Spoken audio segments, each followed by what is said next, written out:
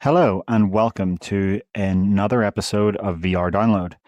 So, obviously, the big news that happened this week was the final reveal of Steam Frame. Steam Frame is official. We went hands on, but we had a special episode about that yesterday. So, if you missed it, you can go onto our YouTube channel and find it, or on Spotify or Apple Podcasts, or wherever you happen to get your podcasts. Ian and I discussed everything about Steam Frame, Steam Machine, our views on Valve's position in the industry.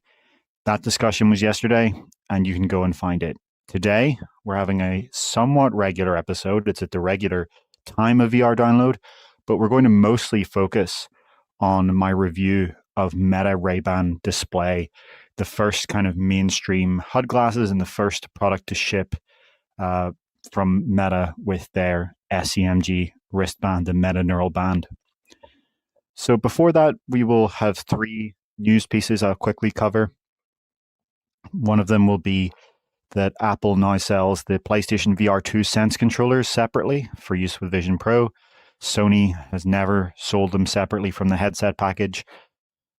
So it's interesting that if you are a PSVR2 owner, you technically could buy these from Apple if you needed them anyway. We'll then discuss the new Apple Immersive Video Flight Ready that puts you on the USS Nimitz as Super Hornets launch.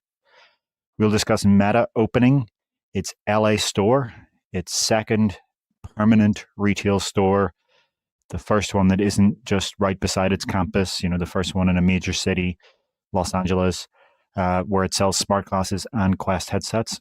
And then we will get on to our main topic, which is Meta Ray-Ban display review. If you haven't read that, please do. It's my second longest article ever on UploadVR.com. It's something like 7,000 words or more. And I was using the glasses for an entire month of my real life, my daily life. I asked what friends and loved ones and acquaintances and people in my daily life thought of me wearing them and what they thought they looked like on me, the social acceptability. And I obviously went through all of the features and tested every single one of them out. And we'll talk about it today. But if you haven't read the review on uploadvr.com, you really should. But this will be an opportunity to ask in real time any questions you might have about those glasses. So before we get into our discussion today, what we want to mention is our patrons. So firstly, thank you obviously to our UploadVR members, both on YouTube and on our site. You really help us be able to do the work we can and, contract freelancers to let us do more and more. But a special thank you to our patrons, the higher tier of membership on uploadvr.com. And those are XR Developer News, HoloNet, Justin Corcan of Phosphor Studios, Richard Meller, Parmesan, Nick Levac, Cubits, Steve Lucas, David Wyatt, Dupanch, and Soul Presence. Thank you so much for your support. It really means the world to us and helps us do what we do in what is, as we keep saying, the busiest era of this industry's history. You could maybe argue that the launch of the Rift and Vive was equal, but I think we're seeing so much happen now. We've seen like Meta Ray-Ban display, Samsung Galaxy XR, the M5 Vision Pro, and now Steam Frame all happening within a couple of weeks of each other. I don't think there's any point at this industry that actually has that much occurring. I see Nick Tater in the comments saying, I'm so behind on reading this week. Well, look, I understand sometimes you don't have time to read. So this episode will serve as a summary of that for sure. The article, the review. Let's get straight in so that we can get to that review as soon as possible. Before I do, I see Barzum saying thanks to everyone who can afford to support Upload VR.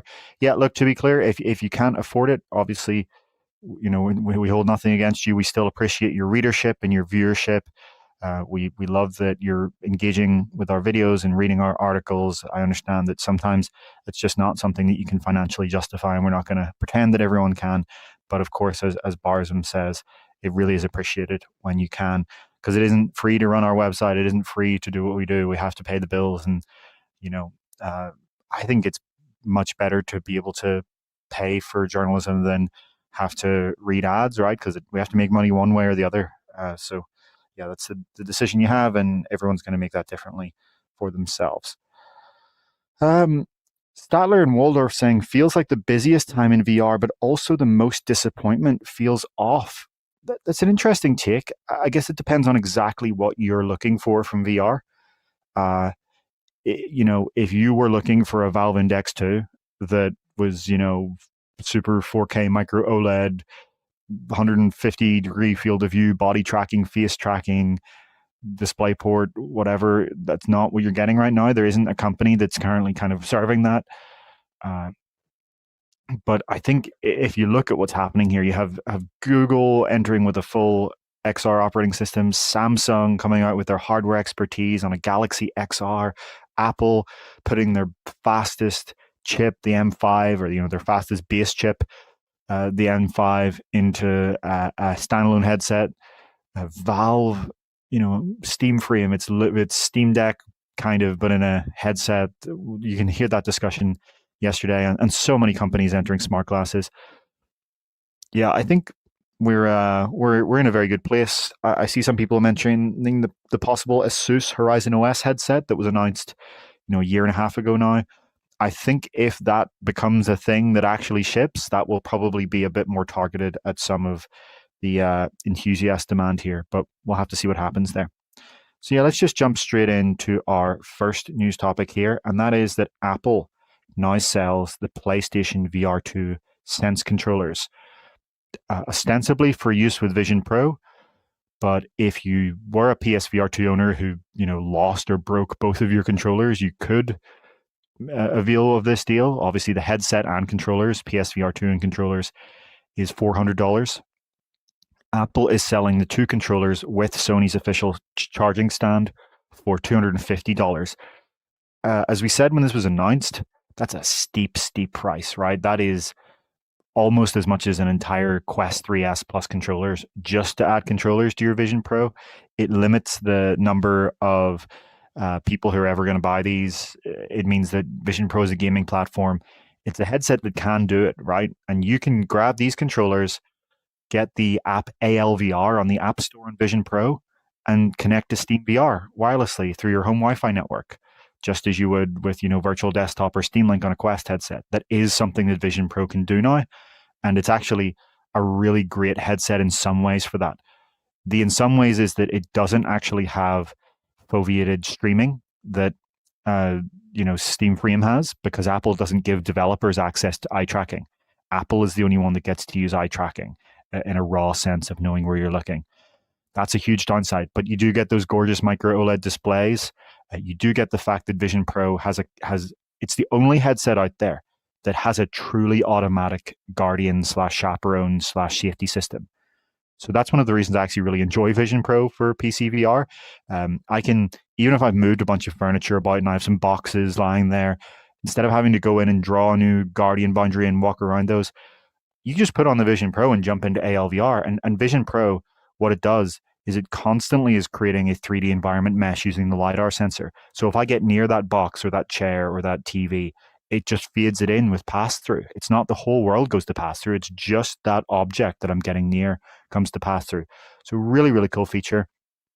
And yeah, so that's probably the primary use for this. There are people obviously making native Vision OS games that use this. Ian was able to try one out, co-located mixed reality multiplayer, the Pickle Pro game from Resolution Games that you can play with two Vision Pros, either remotely or locally with Apple's SharePlay technology. There are some other games, but in general, because these are a $250 optional purchase, Vision Pro is not going to be a kind of serious hardcore VR gaming platform at any time soon. I see Nick Tater saying, manually setting up a boundary has practically become a non-issue for me on Quest 90% of the time now that it likes to automatically set a new stationary boundary when you move to a new spot. It depends how you play, I guess. If you are playing seated or you're playing standing in one spot, sure, that's great. If you do want to do a bit of room scale like I love to do, I actually really enjoy room scale. I like to move around my room in VR and mixed reality. then for me, that's actually really annoying that it creates a stationary boundary, because I walk out of it, or worse, I just bump into the wall, or smash your controller against something, which sucks. So yeah, I think I really enjoy Vision Pro's approach to this. And I'll go further. Every headset is going to work like this eventually. This is how every headset is going to work. You will just jump into VR, and then when you get near a real world object, it will fade in. Just the object will fade in via pass through. That's how every headset is going to work eventually. And not just static objects, people as well. That's another thing on Vision Pro. If a person walks into the room, the person you live with, whoever they happen to be, you will literally see them fade in, just them cut out and pass through. It doesn't do pets yet, but as Ian and I often say, that's definitely the next step that we want to see. I want to see when my cat walks into the room, I want to see it segmented out. These things are kind of obviously going to be required for VR to be a very mainstream technology. People need to have that peace of mind that they're not going to bump into furniture, and the kind of current Quest Guardian system is so crude. The reason it's so crude fundamentally is because it's infinite height, right? It's actually two-dimensional. It's only your two ground dimensions, and then at the edges, it's infinite height. But that means that you, for example, can't reach over a sofa, right? And maybe there's a game where I'm shooting a zombie and I want to kind of reach over to something, but my couch would be there. So the Guardian boundary ends here, but there is a huge amount of vertical space where I can actually use my hands above this couch. But in the current kind of Guardian paradigm, you only have that couch is completely separated off. Whereas in reality, you would want to have, even using this image, you would want to have a 3D Guardian boundary that kind of curves above here. So you don't want to punch the couch, but you do want to be able to reach over it in VR. And again, that's what's so great about the Vision Pro approach to these things, and why it actually counterintuitively is actually a really, really great PC VR headset, because it lets you make use of the space that you have in a way that no other headset really does in VR.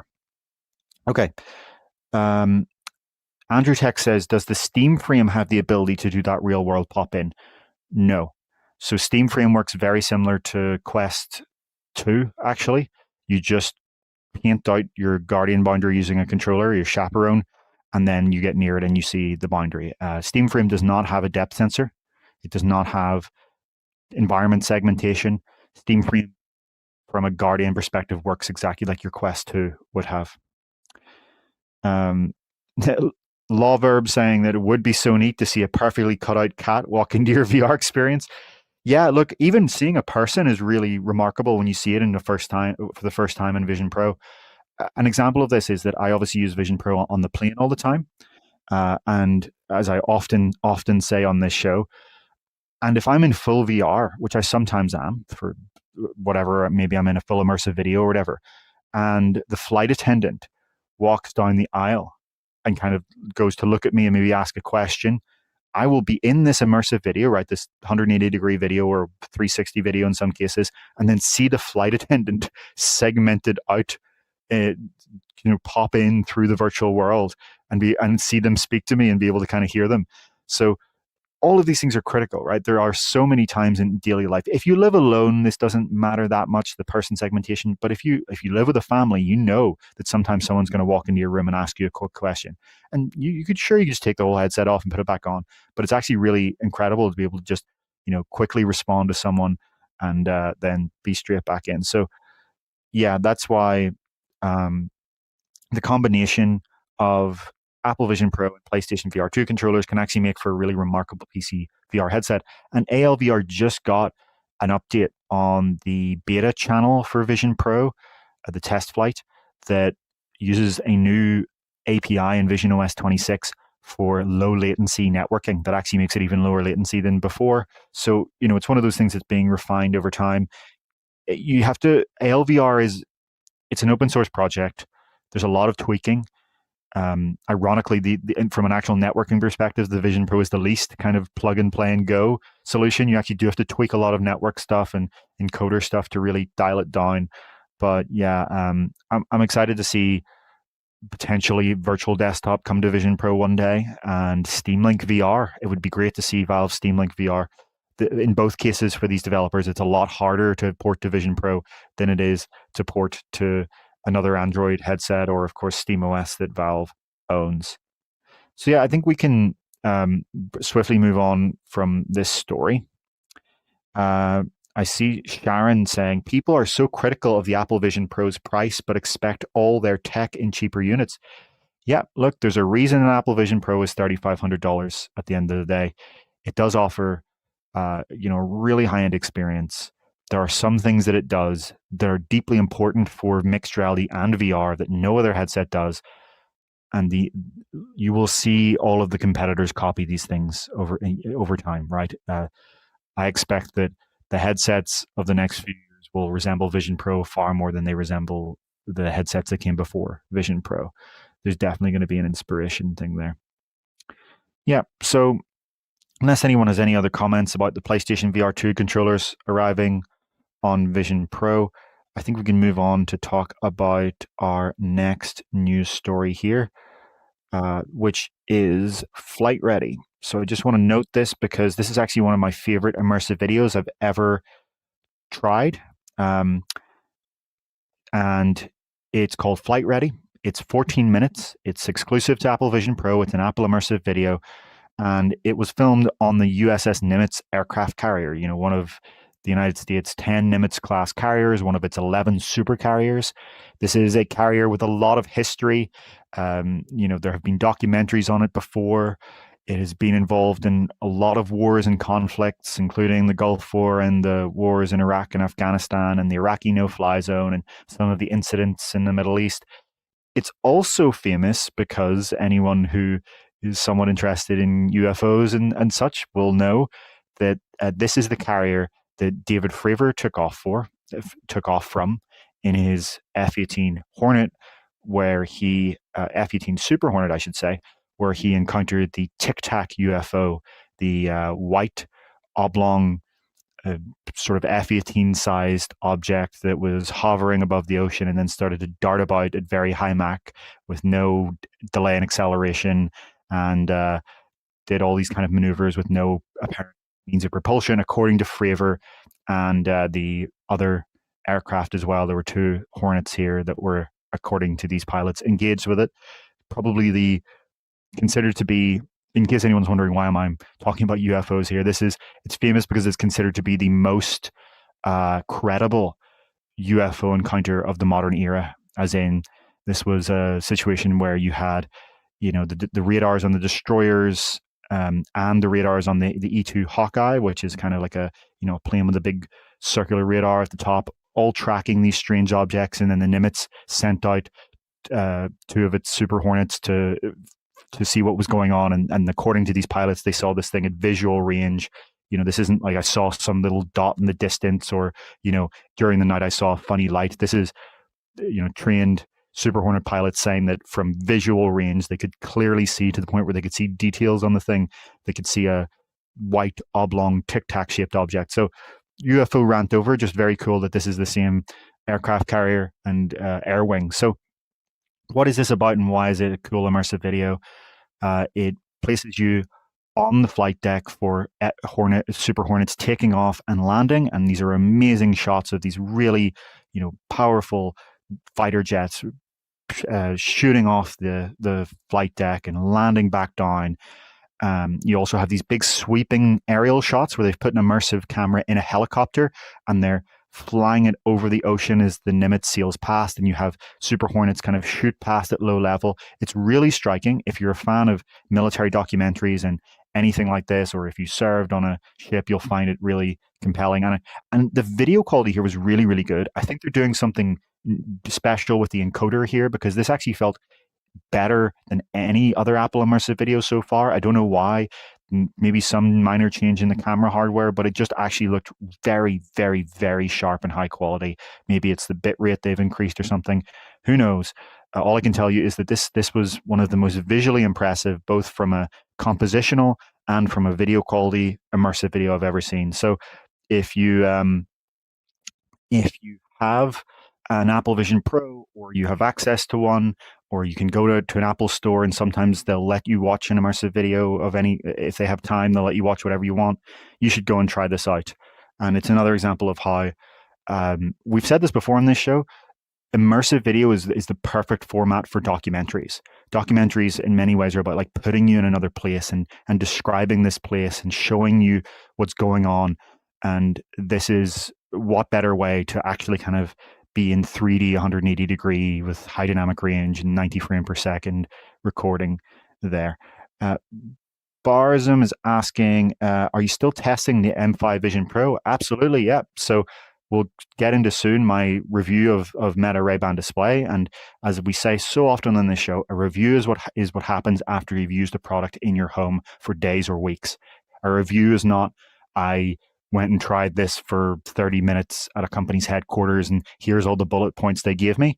A review is not, I've had this for 1 hour, here's my ramble. A review is your carefully put together thoughts after extensively using a product, and I'm extensively using it, and I will bring you my thoughts. Expect that this month. You should expect Apple Vision Pro and Samsung Galaxy XR reviews of the same kind. Yeah. So Statler is asking, did I watch it on the M5 or M2? So the M5 was actually out of battery at the time, so I watched this on the M2. So it's not that the M5 has better immersive video quality. I actually watched this on the M2 Vision Pro. So it's not the hardware that has made this better. It's something on the video or camera side that has actually made this look sharper than ever. Statler is saying, are you shocked at the lack of immersive videos pouring in post Blackmagic release world? No, I mean, we covered recently how there actually are a bunch coming very, very soon from the Blackmagic camera. It's really only been out a very short time. DaVinci Resolve has only had support for it for a couple of months. Like, there is a lot coming. We have this, there's a BBC Proms immersive video coming soon, the classical music festival thing. There's a Red Bull one. There's one from CNN going up to the Penguins. There's all these really, really cool immersive videos coming soon. I think you can come back and ask that question in 6 months if they somehow haven't come out. But I think we're really only at the start of this becoming something that is a format that a lot of creators are building for. So yeah, I'm not too worried about that at all. And obligatory time to bring up the picture of the Blackmagic camera.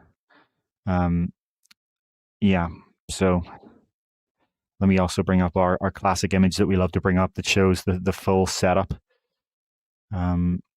See if I can get this loading. So it's, when I do show it, it's the image that has the Blackmagic camera, the Vision Pro, and DaVinci Resolve running on a screen. I found the image. It's the classic setup of the creators of these immersive videos. You got your Blackmagic Cine immersive camera, this $30,000 camera that, as we always say on this show, is not only the best immersive camera ever made, it's one of the best cameras, full stop, that humanity has ever made. It is incredibly high quality. It is capturing at 8K per eye, 90 frames per second, HDR, ultra high bit rate. It has the second best dynamic range of any camera in the world, including Hollywood cameras. So it can capture from incredibly dark to incredibly bright, even in the same scene, and keep the details and not, go down to like noisy nonsense. It is I've watched some of the output of it. It's an amazing, amazing camera. It really shows, as we keep saying, once you throw the right amount of technology at immersive video, it can be good. For example, there's like a scene in this Flight Ready where they're opening, the classic ship door, going from this dark inside environment out to the bright flight deck with everything going on, and you don't get, overexposure and bloom. You really do see the dynamic range, and on the 4K micro OLED displays of Vision Pro, it all just comes together. So we must sound like a broken record at this point, but we were deep skeptics of immersive video in the 2010s when you had shitty cameras and low bit rate and bad headsets. And now today, we are big proponents of it when it's done right with the right tech stack. And I think there's going to be a lot of this coming. So I'm very, very optimistic about the future of immersive video in general. And I really enjoyed Flight Ready as someone who's really into that sort of thing. Let's have a look at some of the comments here. I'm joking about always putting their $30,000 camera near the edge of the desk. Yeah, I think I'd be very, very careful of one of those. let's see. Is Apple ever going to release the Apple Vision Pro into other markets? I want one, but only if I can get support. So with the original Vision Pro, they did every few months. There were more and more countries. I think they've probably stopped for now. I think they've gone to the countries they want to go to. It was similar with the iPhone first. It took years for the iPhone to actually get very widely global. It was a very slow rollout. I think probably it'll need to wait until cheaper products like a future Vision Air at some point to go even wider. At this point, it does become, for all of these companies, there is a fixed cost to entering a new market. You have to go through regulatory certification, and talk to the retailers there sometimes, and set up support in their language. There's always a fixed cost, and it just comes down to these companies of, is it actually worth it? It's a cold hard spreadsheet calculation, and sometimes it just is not quite worth it.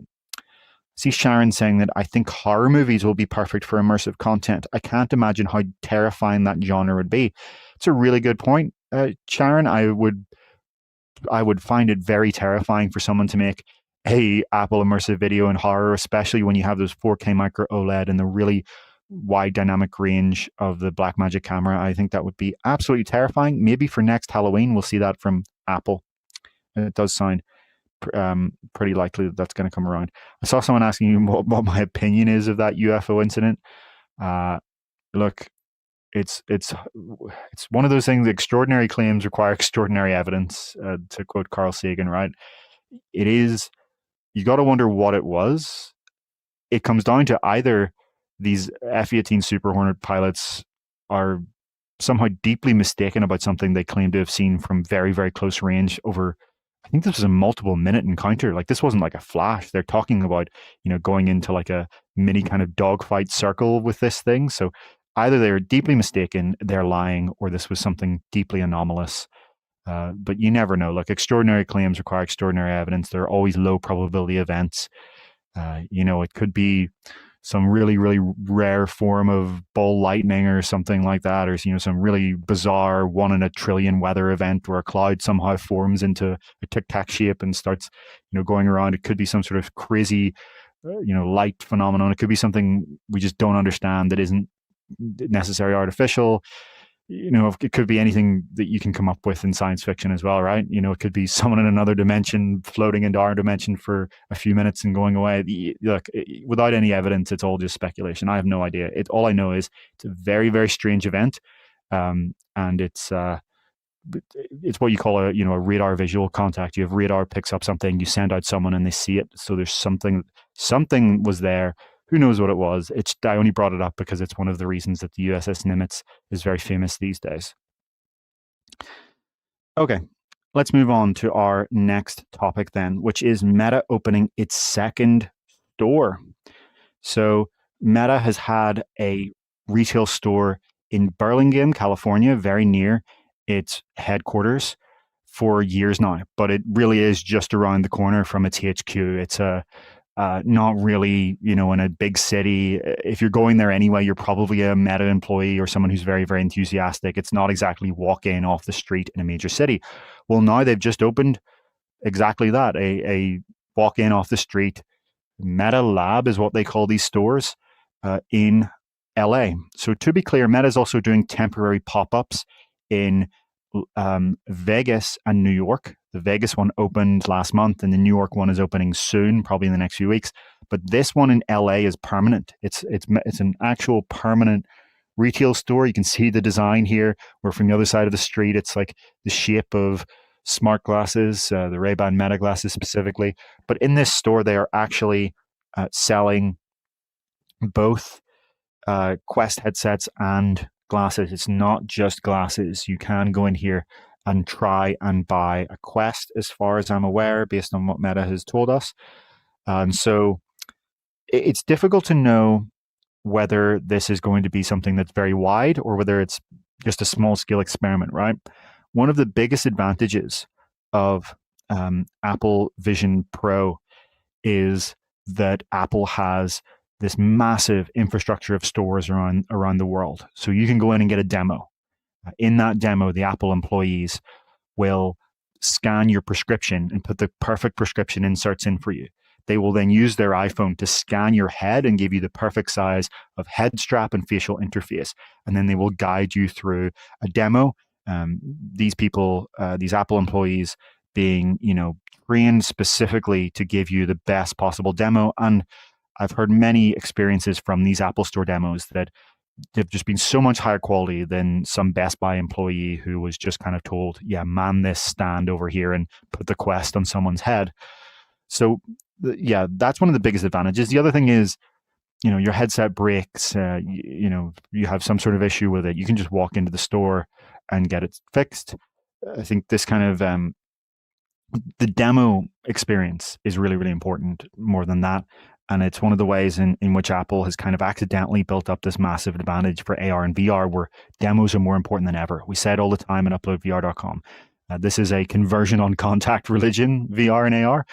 For a lot of people, I have given hundreds of demos in my time now.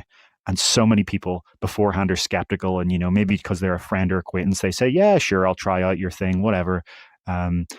Just to be polite, to be frank. And then they try it and they go, wow, holy shit, that was really, really good. That was so much better than I was expecting it to be. And you can see that this is genuine kind of surprise from their previous kind of tepid politeness of just wanting to try it out. And so we're still in a world where most people have not actually tried good VR yet. And that sounds crazy to us because we live and breathe VR, but most people still haven't actually tried good VR, like a good VR experience that you would consider to not just be, some trash demo. And so that's why stores are important. You can get people to walk in off the street and, look around and say, hey, you want to try out this Quest, and put it on their headset or put it on their head, and you can get purchases. So that's one of the reasons this is important. For smart glasses, it's obviously vital as well, because the big consideration about smart glasses, as we'll get into soon, is how they look on your face, how they fit. You're going to want to wear these in many cases all day. So people are very, very hesitant to buy a pair of glasses of any kind without trying them on, right? So these stores are vital for letting people walk in. Now, for the glasses thing, it's less important because Meta has this partnership with EssilorLuxottica, the company that owns Ray-Ban and Oakley, and a bunch of other brands. And EssilorLuxottica owns a bunch of stores, thousands and thousands of stores worldwide. They own Sunglass Hut and Lens Crafters as well, and Ray-Ban stores, obviously. So you already do get this situation where I obviously travel a lot, as you'll know from Upload VR recently, for example. In the past few months, I've been to Meta Connect for the Meta Ray-Ban display launch, to New York for the Galaxy XR launch, to Seattle for Valve Steam Frame. And I always look at the airports when I'm traveling through them. I look at their glasses shop, their sunglasses shop, whether it be Lens Crafters or Sunglass Hut or Ray-Ban.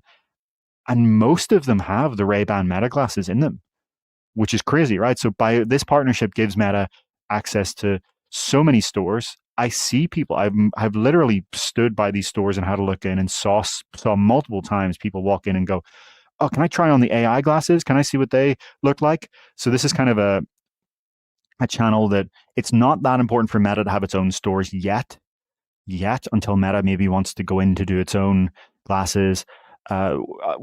Initially, everyone thought that Meta was going to go separately from EssilorLuxottica for the display glasses, right? They ended up that they were Ray-Ban branded, but it may have been a last minute thing.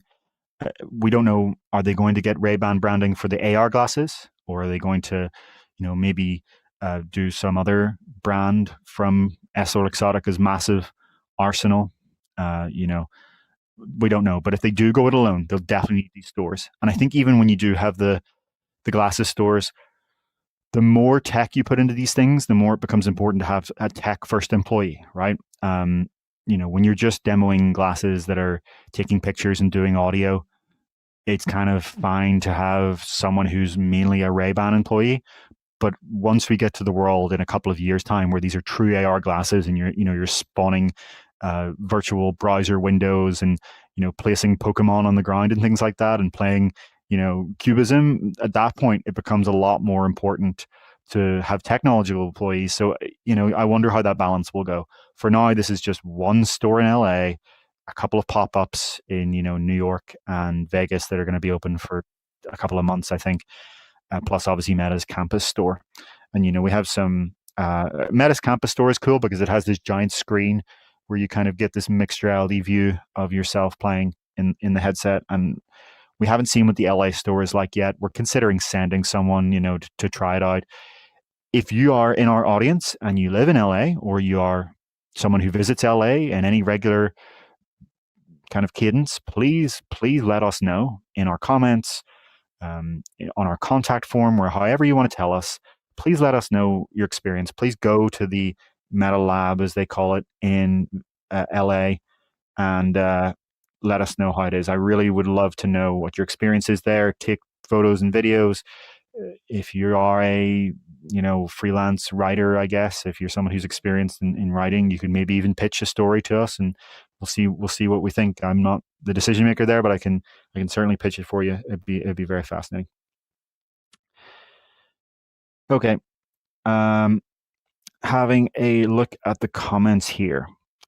Barzum is saying that Meta should make a hyperscape of the Meta Lab Store. That is a brilliant point. If you don't know what a hyperscape is, it's this feature that rolled out in the past couple of months after Connect for Quest 3 and 3S that lets you use the headset to scan over a roughly 10-minute process to scan a real-world room and then have a photorealistic twin of it in VR that you can walk around. And in future, sometime next year, Meta plans to let you walk around it with friends as Meta avatars virtually over multiplayer VR. So that would be amazing. If they did make a hyperscape of this, we could all see what it looks like inside. I see CJ7 saying, I was stationed on the USS Nimitz during the first Gulf War. That's remarkable. If you have access to a Vision Pro, I'd love to hear your thoughts on the flight ready video. We've obviously moved on from the topic, but it does take you through so many of the different crew and their job and what they do and how everything comes together on the flight deck. And, I think they call it the most chaotic place on Earth, and it really comes across. This is the next level of military documentaries. I can't tell you just how great it is if you're a fan of military documentaries. Statler and Morph saying, it's hard to get a Ray-Ban display demo near me. Closest Best Buy that has it is an hour away, and the demo is hard to get. Yeah, we'll get into that as we move on, but this is a very limited availability product, and I think there are reasons for that now. Yeah. Statler and Waldorf saying that they got religiousized at a GameStop in the early HTC Vive days. They drove an hour to see the blue wheel. Yep, though that was a great point. A lot of us that are here today got converted by those early HTC Vive and Oculus Rift demos.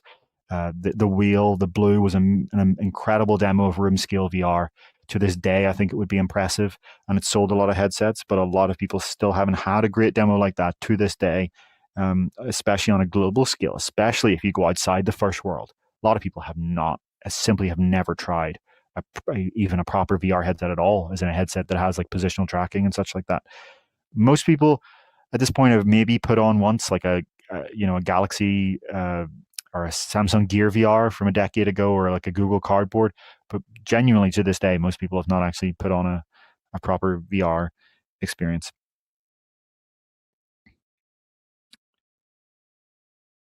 Okay, let's move on to our next topic then. Let's just get straight in there.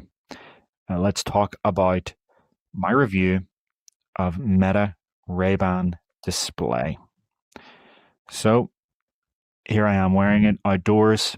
You can see immediately from this image that this thing has transitions lenses. So it will be completely transparent when you are indoors or in dark lighting.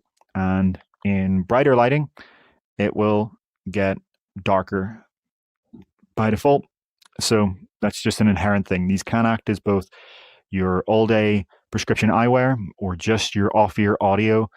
Plus, they'll also be your sunglasses as well. So I guess we can kind of just start by talking about like the core aim of this product and the product category, and to get a little bit philosophical.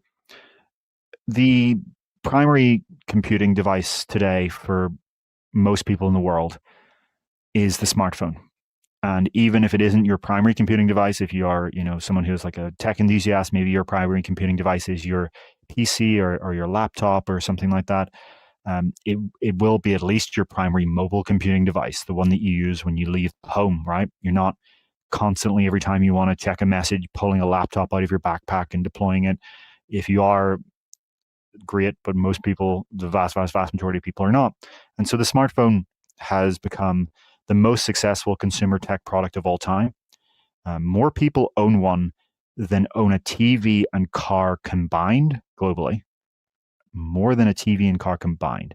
It has pretty much become the second cognitive organ of humanity. It is the omni tool for mobile computing.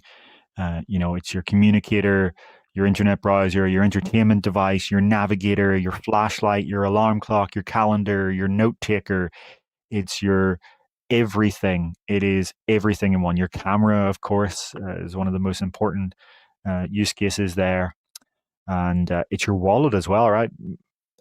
In most countries in the world today, you can pay for things without ever having to carry around cash or a physical debit or credit card. You can just use Google or Apple Pay. It is the king of mobile computing. And so if you come at the king, you best not miss. And we've seen a couple of companies try it in recent years, try to dethrone the smartphone or at least kind of temporarily or slightly replace it. There was obviously Humane with their AI pin. There was Rabbit R1 with this little pocket device. But I think what especially the Humane pin sort of missed here was that the display of the smartphone is a feature, not a bug. People love being able to carry around a full color, high resolution display in their pocket that they can use at any time. That's the best feature. And if you look at the sales statistics of smartphones, despite the cries of a small minority, it is the bigger screen models that actually sell the best. And you can see that over time. The size of the size of screens that we have today were once called phablets and once mocked, and now they've become bigger and bigger. Steve Jobs once actually talked about how important it was. You could reach every virtual button on your iPhone with one hand. And then over time, iPhones got bigger and bigger and bigger to the point where there is really no such thing as a small phone today. It's not a market that anyone serves. The iPhone mini was discontinued with the iPhone 13 mini, I think was the last one of it. And from there, things just got bigger and bigger. So I think some of this says something about what people want and the idea of revealed preferences. Everyone says, oh, everyone's too addicted to their phones. But anyone that says that, ask them for their phone screen time. How much do they actually spend on their phone? It's not what people say, it's what people do. And people fucking love their smartphone. It's just the reality of the world. So any product that wants to displace or augment the smartphone in any way has a really, really, really, really high bar to hit. And so because that need for a high resolution screen you bring around with you, the only form factor that really has any chance of replacing partially or fully in the fullness of time with any technology we really understand today, the smartphone, is AR glasses, true AR glasses, not what we're talking about today, but true AR glasses. Because with true AR glasses, depending on the field of view, you can spawn a display of whatever size up to the field of view, whatever position you want. It doesn't have to obey gravity. It can be wherever you want at any time that's entirely private. Now, of course, the problem is that no one knows how to make a wide field of view AR glasses product anytime soon that anyone would ever actually want to wear that isn't, a giant bulky headset. There are prototypes like Meta's Orion, but no one has a real idea yet. We'll have to see what Snap specs look like next year. But for now, we're solidly in the era of HUD glasses instead. So AR glasses will be able to, have a virtual screen that floats in space, put a Pokemon on the ground, have a giant floating blue arrow that's fixed in place that gets bigger as you get nearer to it, just like all objects in reality. That's true AR glasses in the future. Today, we have HUD glasses, and they're very, very different. Instead of providing a proper virtual object in the world, they just have a fixed display in your field of view that is always fixed in that exact same position. It's zeroed off. It's not even 3'd off. It's zeroed off. And it's worse for the first generation of products, like we're seeing with the Meta Ray-Ban display. It's a monocular heads-up display, so it's only visible to one of your eyes, in this case, the right eye. So instead of trying to replace your phone, that's not what this current product is trying to do. But it is trying to replace some of the usage of your phone. Meta has talked about how the goal here, when they started to build this product, was that they listed out the 10 most common reasons you take your phone out of your pocket and tried to attack as many of them as possible.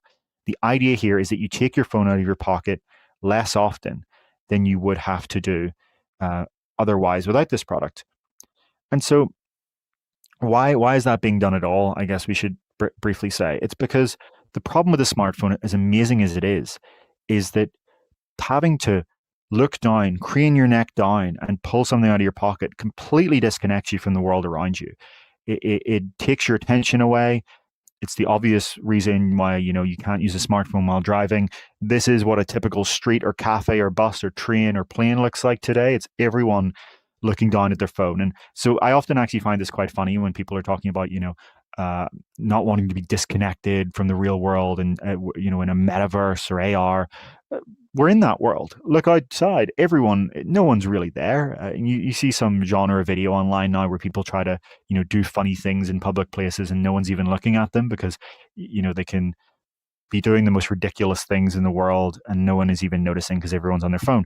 And so this harsh disconnection is a big problem. It's also kind of annoying when you have to, for example, navigate around a city and you're looking down at this little phone in your hand and kind of completely bumping into things and not really knowing where you're going. This disconnection is a problem. It's a big, big problem. And that's kind of the goal of this product, is to, for as many use cases as Meta can currently pull off, make it so that you don't need to always take your phone out of your pocket. So let's kind of just get into the product in general. So starting with the form factor. So I have images here that I took that compares the regular Ray-Ban Meta glasses on the left, the Meta Ray-Ban display, what I'm reviewing here, in the middle, and then just for context, the X-Real 1 Pro on the right, because as we say on this show, there's often in the wider tech media this idea that like these birdbath display glasses are direct competitors to waveguide glasses. And we often point out how like this is a ridiculous assertion because it's just not true when you look at the actual form factor of these things. And it becomes more apparent when you actually wear them. It looks even worse in real life. But you can see here, with the Ray-Ban Meta glasses, the regular ones that don't have a display, most of the time people actually didn't really clock that I was wearing smart glasses. These are only a couple of grams, and I do mean like 5 grams or so more heavy than the regular Ray-Ban wafers that they're based on. It's really only the camera that gives them away, and if someone doesn't notice the camera, I have been many times in situations with these regular glasses. To be clear, I'm still talking about the regular displayless glasses where people have no idea that they're smart glasses, right? They fit in, but they are only audio and camera. They're not a product with a display. When you get to the display glasses here, that goes out the window. Even if people don't see the camera, it's very, very obvious by the kind of thickness of the temples especially, and somewhat the actual rims. It's apparent that these are not regular glasses. Now, the one kind of confining factor here, for some social circles, thick glasses are actually in at the moment. And for some of the people I spoke to, that when I asked many people, just give me your frank opinion. What do you think of these visually as a product? And some people said, look, actually, my friend just got thick glasses and, they look really good on them. And I think these look good on you. And, it's a current trend. For most people, it didn't. That was not the reaction. For most people, it was kind of these kind of look, to kind of get to it, it looks as if someone kind of drew on nerd glasses in an old cartoon, like an old cartoon where they're trying to like do an archetypal comedic nerd and they're kind of drawing on really thick frames to make it look like that. They are quite clearly not regular glasses. This is all going to be very subjective though. For some people, this is going to be, the biggest deal breaker in the world. They're going to say, these are dorky, thick glasses. I don't want to wear them. Other people are going to say, you know what? I actually don't care about the social kind of thing here. And for me, I like thick frame glasses anyway.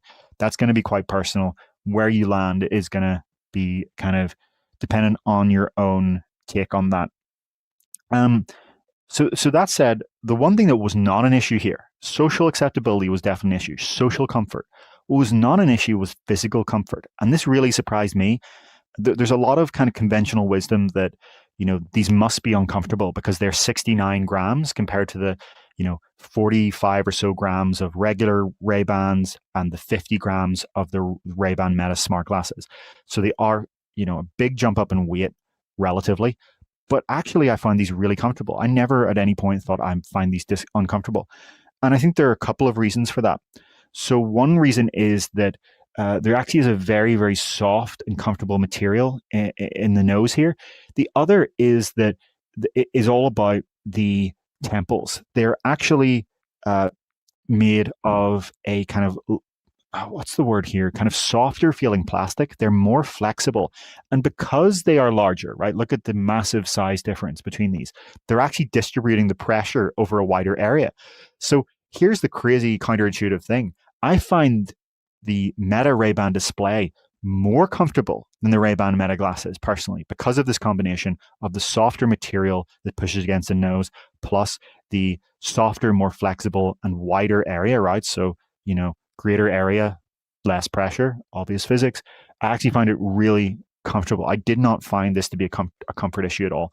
I would wear this all day happily. I did not have an issue with it feeling like it hurt my face. No part of my head was hurt by wearing these things. But again, coming back to it, the issue is in wearing them outdoors is more these look a bit silly. I look a bit ridiculous at times. It's not to do with the actual physical comfort. So let's kind of just see what people are saying in the comments here when it comes to the physical appearance and the comfort here. That's our first section. We're talking about the comfort socially and physically. Clayman is saying, my Hugo glasses that aren't smart at all are pretty big. And yeah, I think Meta and the other companies in this space have run into a very coincidental, positively coincidental situation where it so happens that at this current time, big glasses, thick glasses are actually in style, in fashion. They're really in a way that they weren't maybe 10 or 20 years ago. And that's very advantageous. Of course, social trends and fashion are very fickle. So maybe that might go away in a couple of years and then this becomes a big issue again. That'll be really interesting to follow. It's interesting how with VR headsets, a lot of this stuff doesn't matter, the physical appearance, especially if you're using them at home. But with glasses, it's actually the number one thing that matters. It's why I think people over-index far too much on Google Glass. Google Glass was ridiculous. It made you look like a Borg. It was a Borg implant. It never had any chance of ever being socially acceptable, ever, in any world. The people who worked on it, no offense, but they should have known that from the start. Fine for enterprise, but the idea that it was ever going to be a consumer product, I think they were highly delusional. But I also think people today over-index on it because people go, oh, this is just Google Glass a decade later. No, it's Google Glass, except in a somewhat regular pair of glasses. It doesn't make you look like you have a Borg implant. And that's a massive difference. That's all the difference in the world. That's so different that Google Glass might as well not have existed. It has really no relevance to the current modern world other than it happened to be a pair of monocular HUD glasses. That's it. Like there's no relevance to this. Yeah, I see multiple people saying that thick glasses are kind of in style. I see Barzum saying that the sand color is more reasonable looking. That's an interesting one for sure, because I'll see if I can bring up the sand color here. If we do have any images, we may unfortunately not. The sand color is matte, whereas the let's see if I can mess up. No, unfortunately not. The sand color is matte, whereas the black color is glossy. I think a huge problem with the design here is that these are glossy. It makes them look cheap. It makes it look like something out of like a Halloween costume, rather than real high-end glasses. Now, Meta told us that they did this because the glossy black was actually the best-selling Ray-Ban Meta. The original displayless smart glasses. I don't know if that's true. That's what they told us. But I don't know. It seems like a bizarre decision. It does make these look so cheap and like does not make them look like an $800 premium product at all.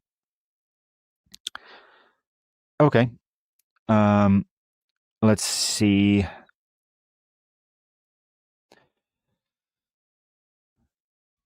Okay, so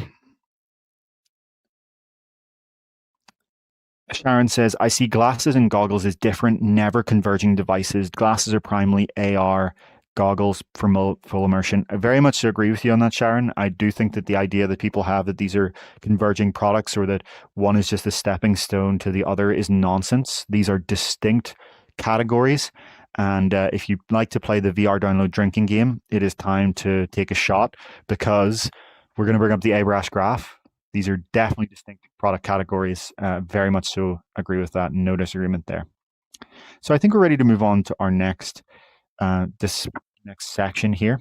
I see someone saying they kind of look like Clark Kent glasses.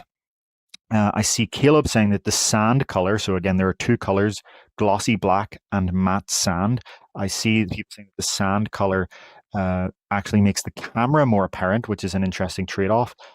Which is actually interesting because on the shiny black here, the glossy black, the camera actually seems a little bit less apparent than on the regular Ray-Ban Meta glasses. This lighting doesn't make it that clear, but it actually does seem that the camera blends in a bit more at certain angles. Maybe I'll bring up the image of me wearing them again. Yep, you can kind of actually more clearly see the camera here than here.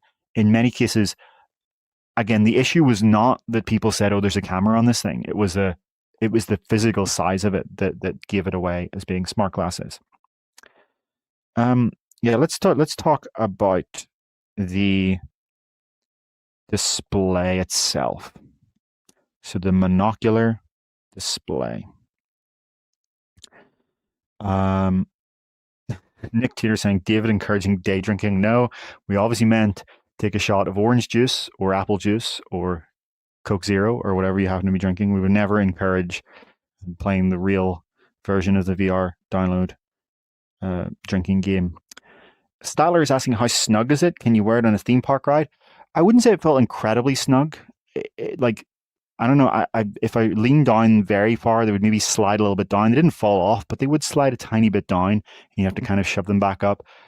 I have not tried them at a theme park ride. I didn't want to risk that for obvious reasons, but that's something that I would very much so like to try at some point. I see DCM saying, I don't always pull my phone out. I look at my smartwatch. I'm going to get to that because that's obviously the biggest competitor to this product really is the smartwatch. But just quickly, I'll cover it. So the smartwatch requires looking down. You still look down. And kind of you have to either stop or just awkwardly be walking while your arm is kind of bobbing in front of you like that. And it also has a very limited display size. So the smartwatch is limited by your wrist. At some point, you do see the Apple Watch Ultra getting bigger and bigger, but there is a limit. And while we'll get straight into the display, I guess, because this is very relevant. While the display here, the monocular HUD that you see is not huge, it's not massive.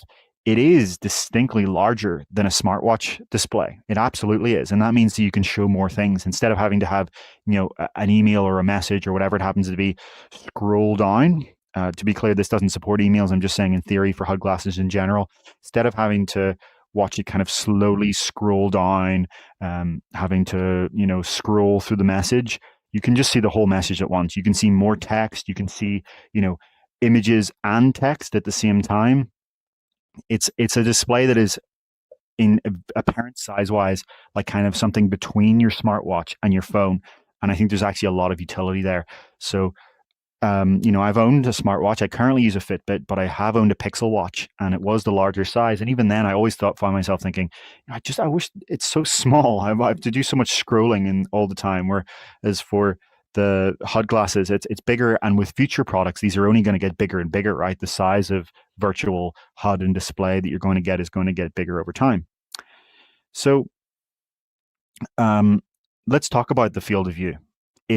People always quote it as 20 degrees, but there is this thing in AR and HUD marketing where for VR headsets, we talk about the field of view horizontal and vertical.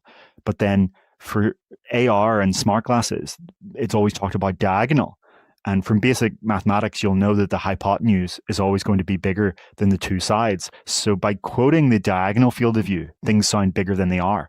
So, Meta's Orion, for example, the prototype of AR glasses that is unshippable, it isn't 70 degrees horizontal. it's 70 degrees diagonal. And same thing with Microsoft HoloLens. It wasn't 52 degrees horizontal, it's 52 degrees diagonal. And so these figures make it seem like these transparent systems have a wider field of view than they really do. Same thing, pretty much everyone does it, in fairness. No one company is guilty here. It just happens to be that if you're talking about an AR or a HUD product, they all talk about diagonal, because if they told you the actual horizontal and vertical, it would sound ridiculously low, right? It actually, these products are very low. So I'll give you an example here for this product. So it's 20 degrees diagonal. It is a square, but that means that it's 14 degrees on each side. So it's 14 degrees horizontal by 14 vertical. Now, for an immersive, VR headset, that would be a joke. That would be ridiculous. That would be stupid. Even for AR glasses, that would be borderline unusable. But for a fixed HUD, that's actually completely fine. It's not a problem at all. You can actually very easily visualize how big it is by extending your arm and then turning your palm to the side such that your hand is now perpendicular to your sight line, just like I'm doing right now. And that's pretty much the width of the display. And then you can either point your hand down or up to see the height. Again, it's square. It's the same width as height in terms of both resolution and field of view. And you can see the kind of area of your field of view that this occupies. So it's bigger than your smartwatch, but not quite as big as your phone, especially if you bring your phone closer to you. Resolution-wise, it is 600 by 600, which, because it's only over 14 degrees, is actually higher resolution, higher angular resolution than even Apple Vision Pro. So the image you see here, there's actually really no problem when it comes to resolution. It is high detail. There's, you're not going to be like, oh, I wish this was higher resolution. The resolution is completely fine. The size of it is fine for what it is. At no point did I think, damn, I wish this was bigger, because it is just a little fixed HUD. It's not, some giant AR interface. It is clear, but not fully sharp. It feels ever so slightly soft, but not to a point where it's a problem. It is a high quality image, I would say. And in terms of things like color, it's excellent. If you have used some of the products of the 2010s that use waveguides like HoloLens and Magic Leap, it doesn't have any of those artifacts that those systems had. You'll know if you've used them. They had all these kind of speckle and kind of color banding and nonsense. None of that's here. It's actually the thing I was most surprised by when I first put these glasses on is how good the display is in one eye. We'll get to that really soon. No complaints. I have no complaints about the display to the point where I would be like, this is harming the product. The display itself is pretty great. So that's surprising, but notable. There are two issues with it, and one is only an issue depending on how you see it, and the other one is a massive, massive flaw. So the one issue is, of course, that it is a waveguide, so it is translucent. It is not fully opaque. How translucent it is depends on the ambient lighting and the brightness. The system automatically adjusts the brightness between very low nits and 5,000 nits, which is very, very, very bright, much, much brighter than something like a VR headset. But these high brightnesses are used when you're outdoors. So even at this 5,000 nits, when you're outdoors on a sunny day, this thing is very ghostly translucent. And so even when you close one eye, I'm not just talking about the effect of it being monocular. Even when you close one eye, it's still a very ghostly translucent display where when you're viewing a photo or something like that, you will kind of see through it. There's a kind of image here that's somewhat illustrative of what we're talking about. It is not the same thing as when you're seeing a virtual interface in a mixed reality headset like Quest 3 or Vision Pro, and it can be fully opaque. It's a fundamental limitation of these waveguides. It also depends on how tinted the display is at the time, with the photochromatic transition lenses. But in general, while it's highly variable, it will never look solidly opaque. Whether that's an issue or not, it depends on how you see it, right? In one sense, it means that you're never really seeing a photo fully opaque. For example, if you're bringing up the photos you've just captured, or an image someone's just sent you. But on the other hand, it means that you can see through it and you have full awareness of your environment. Position-wise, it is kind of slightly to the right and below the center of your right view, ever so slightly to the right and below.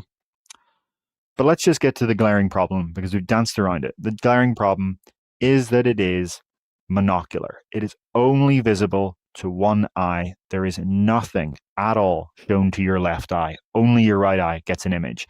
And so it's a massive, massive issue, to be frank. I've put these glasses on a lot of people, and a few of them tolerate it, but many of them instantly go, oh, okay, wow, that hurts my eyes. There is no analog in nature for both eyes being open, and yet one eye sees something that the other doesn't, other than your nose, which your brain is hardwired to understand that it's seeing from one side, right? You have this kind of proprioceptive kind of view of your own body that you know where everything is. It's why if you close your eyes, you can easily touch your nose with your finger, even if someone else has moved your arm, for example. You have a full awareness of your own body. That doesn't count. This HUD is not something that your brain understands should only be in one eye. It's an odd feeling. It doesn't kind of as undescriptive as this is, it just feels wrong to your eye. It doesn't feel right. For a couple of seconds, over time you get used to it, right? You're bringing up a message, you're quickly capturing a photo. You get used to it, but it never feels quite right. It never feels deeply visually comfortable. And no matter how used to it I've gotten in the month of wearing this thing, almost all day, I would never want to actually sit and look at this for minutes at a time. I'd never want to watch a video on this. I'd never want to take a video call as shown in that demo, and we'll get later to why there's another reason I wouldn't want to take a video call on this, but it is something you can do. We'll talk about it, but I never would really want to because it's not a visually comfortable experience. So Meta knows this. According to supply chain analyst Ming-Chi Kuo and Bloomberg's Mark Gurman, the plan for this product is to sell it for 2 years and then completely discontinue it and replace it with a binocular replacement, a binocular Gen 2 in 2027. So this thing has, according to these sources, Meta could change its mind or they could be wrong. According to these two sources, who generally, if they both agree on something, it tends to happen, right? For example, the M5 Vision Pro. They both reported this months and months in advance, and it became a thing, for example. According to these sources, this product will have this 24-month lifespan, and then just Meta will no longer be selling monocular HUD glasses. They will replace it with a binocular successor. And to be clear, I'm not talking about the true AR glasses. I am just talking about still a fixed HUD, but it's now binocular and in the center of your view rather than off to the side for one eye. So that reality, that these reports and the reality of this monocular system is a huge part of why I would caution buying this product at this time, and we'll talk about that soon. But yeah, does anyone have any questions about the display itself, the monocular HUD itself? But just before we move on. Sampler is asking, is my right eye my dominant eye? Yes, it is. I am right eye dominant.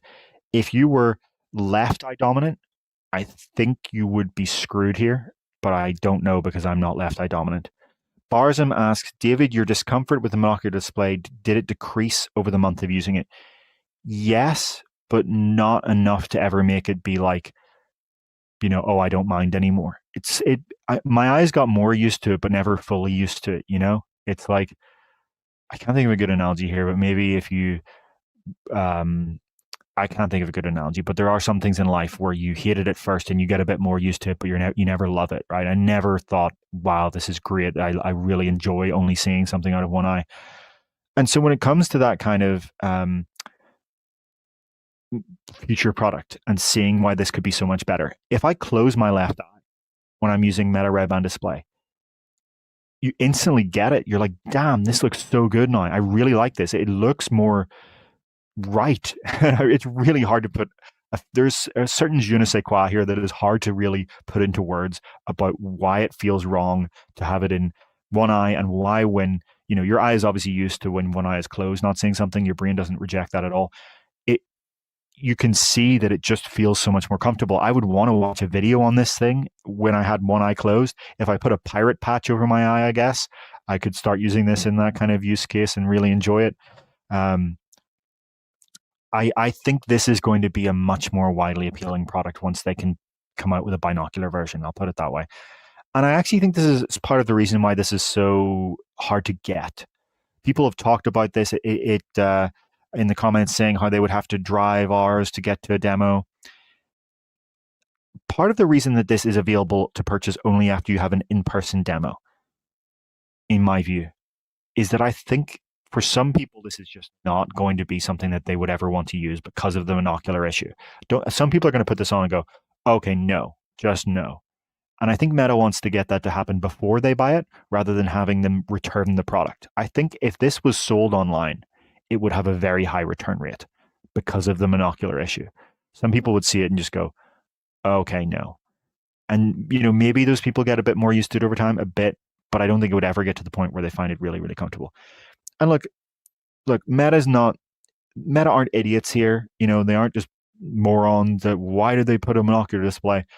As Andrew Bosworth, the CTO of Meta, has rightly said, it would actually cost more than double for the LCOS and the waveguide to make this a binocular system, because you also have to implement, binocular disparity correction, which requires some really interesting engineering. You also would have to increase the battery size, right? You're now driving 2 displays. There are all kinds of electromechanical issues that would happen. This would be a much more expensive product, and it would also be a heavier product. And we're talking about the tensions here about, this thing being, in some people's mind, just ridiculously bulky, and other people find it fine. You would be seeing something that gets even bigger and bulkier. And so that's a kind of trade-off here that has to be taken into account. Over time, things will get miniaturized. The approaches here will be better. The chips will get more power efficient. So on the same battery size, you can now drive 2 displays. All of this will happen.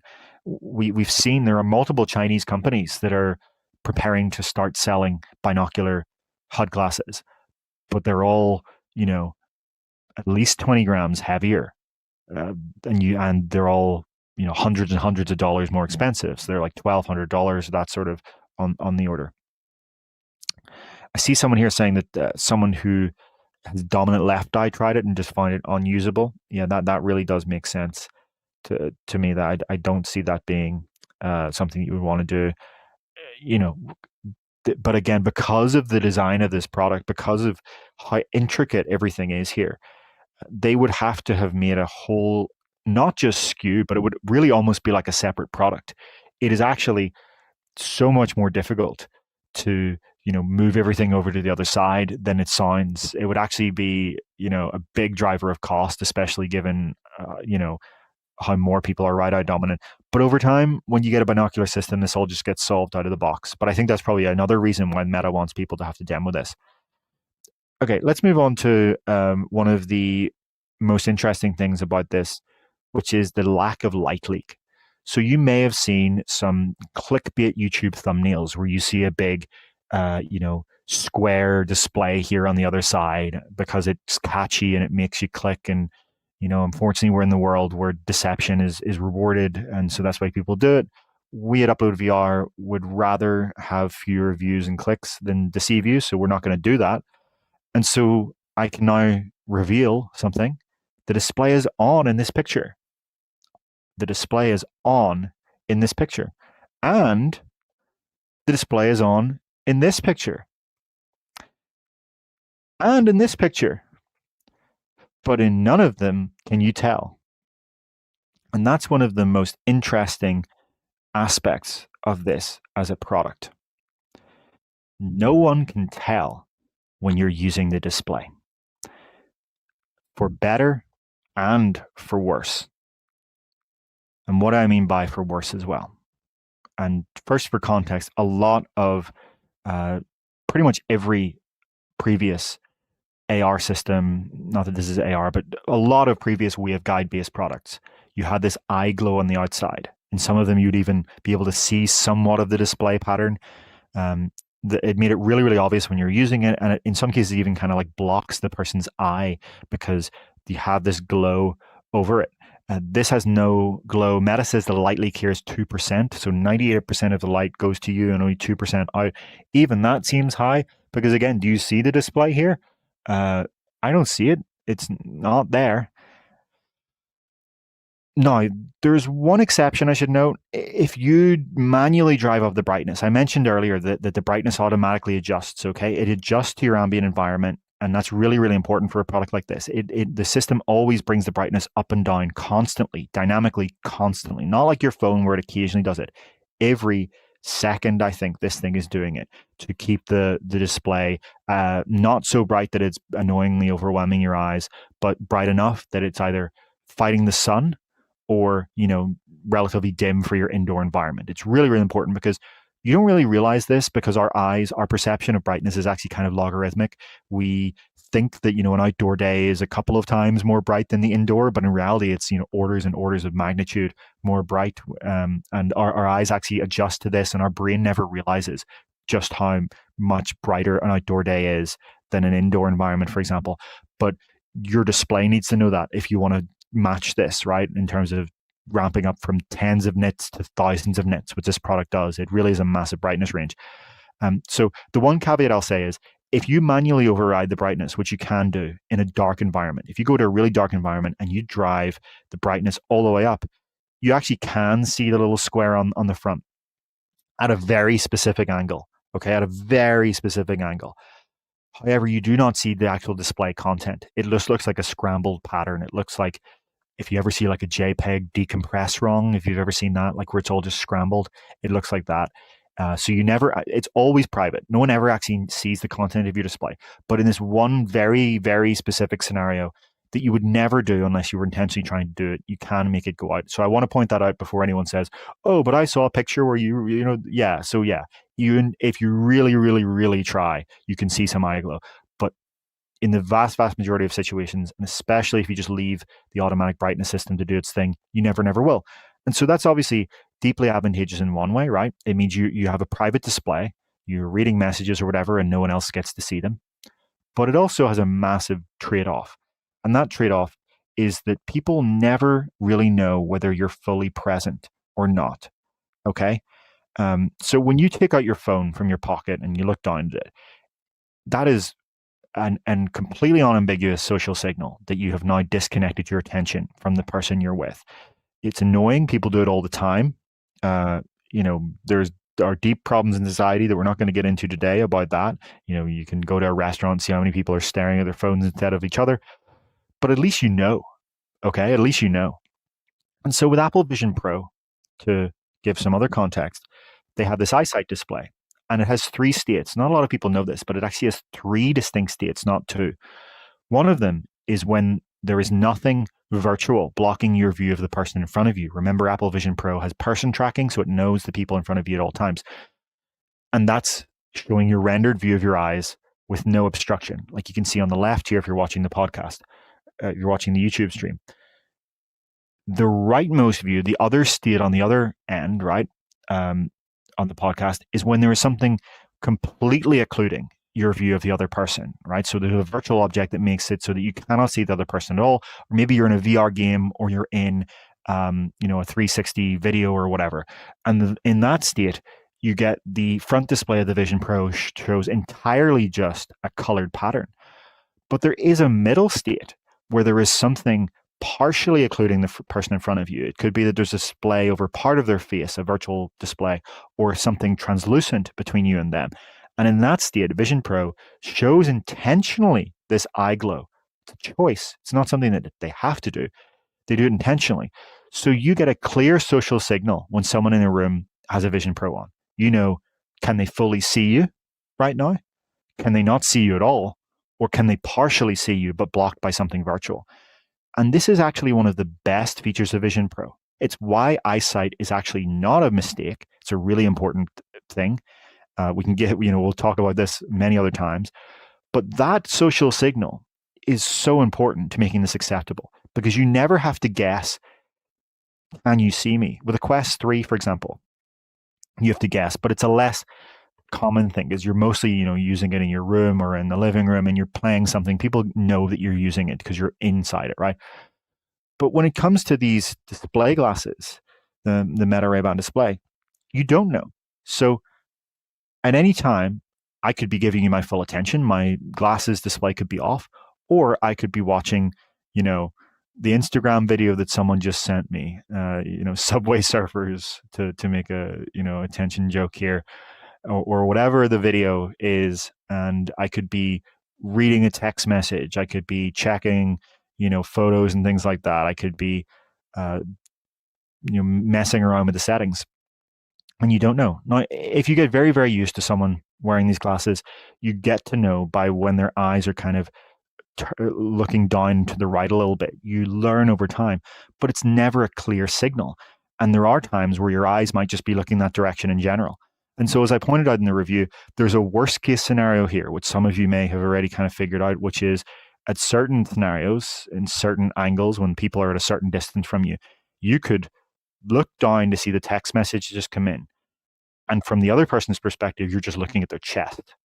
And I don't need to describe why that can be a problem in some social situations.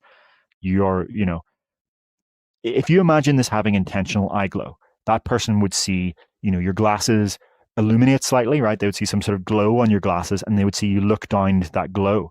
And then it becomes clear that they're not looking at you, right?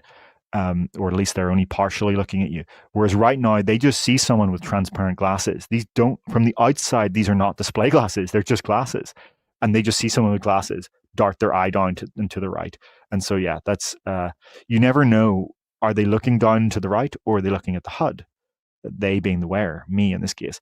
And I think that's a huge social problem. So no light leak was originally supposed to be one of the best features of these glasses, but I now actually think it's a bug. And so to be clear, I don't want anyone to see what I'm actually doing. I don't want them to see the message I'm looking at. I don't want them to see the photo. But I do want them to know when the display is on and when the display is off. I do want them to know when I'm looking at the display or looking at them. I think that's actually important for display glasses of any kind and eventual AR glasses to be socially acceptable. And so I think this is one of the most surprising changes in, again, this difference in using a product at a controlled company demo versus using it in the real world in my real life. Yeah. Okay. So I see Nick here joking, yeah, you'll make them think they have something on their shirt like mustard. Yes, that's certainly something that could be a problem, but there are other worse issues than that.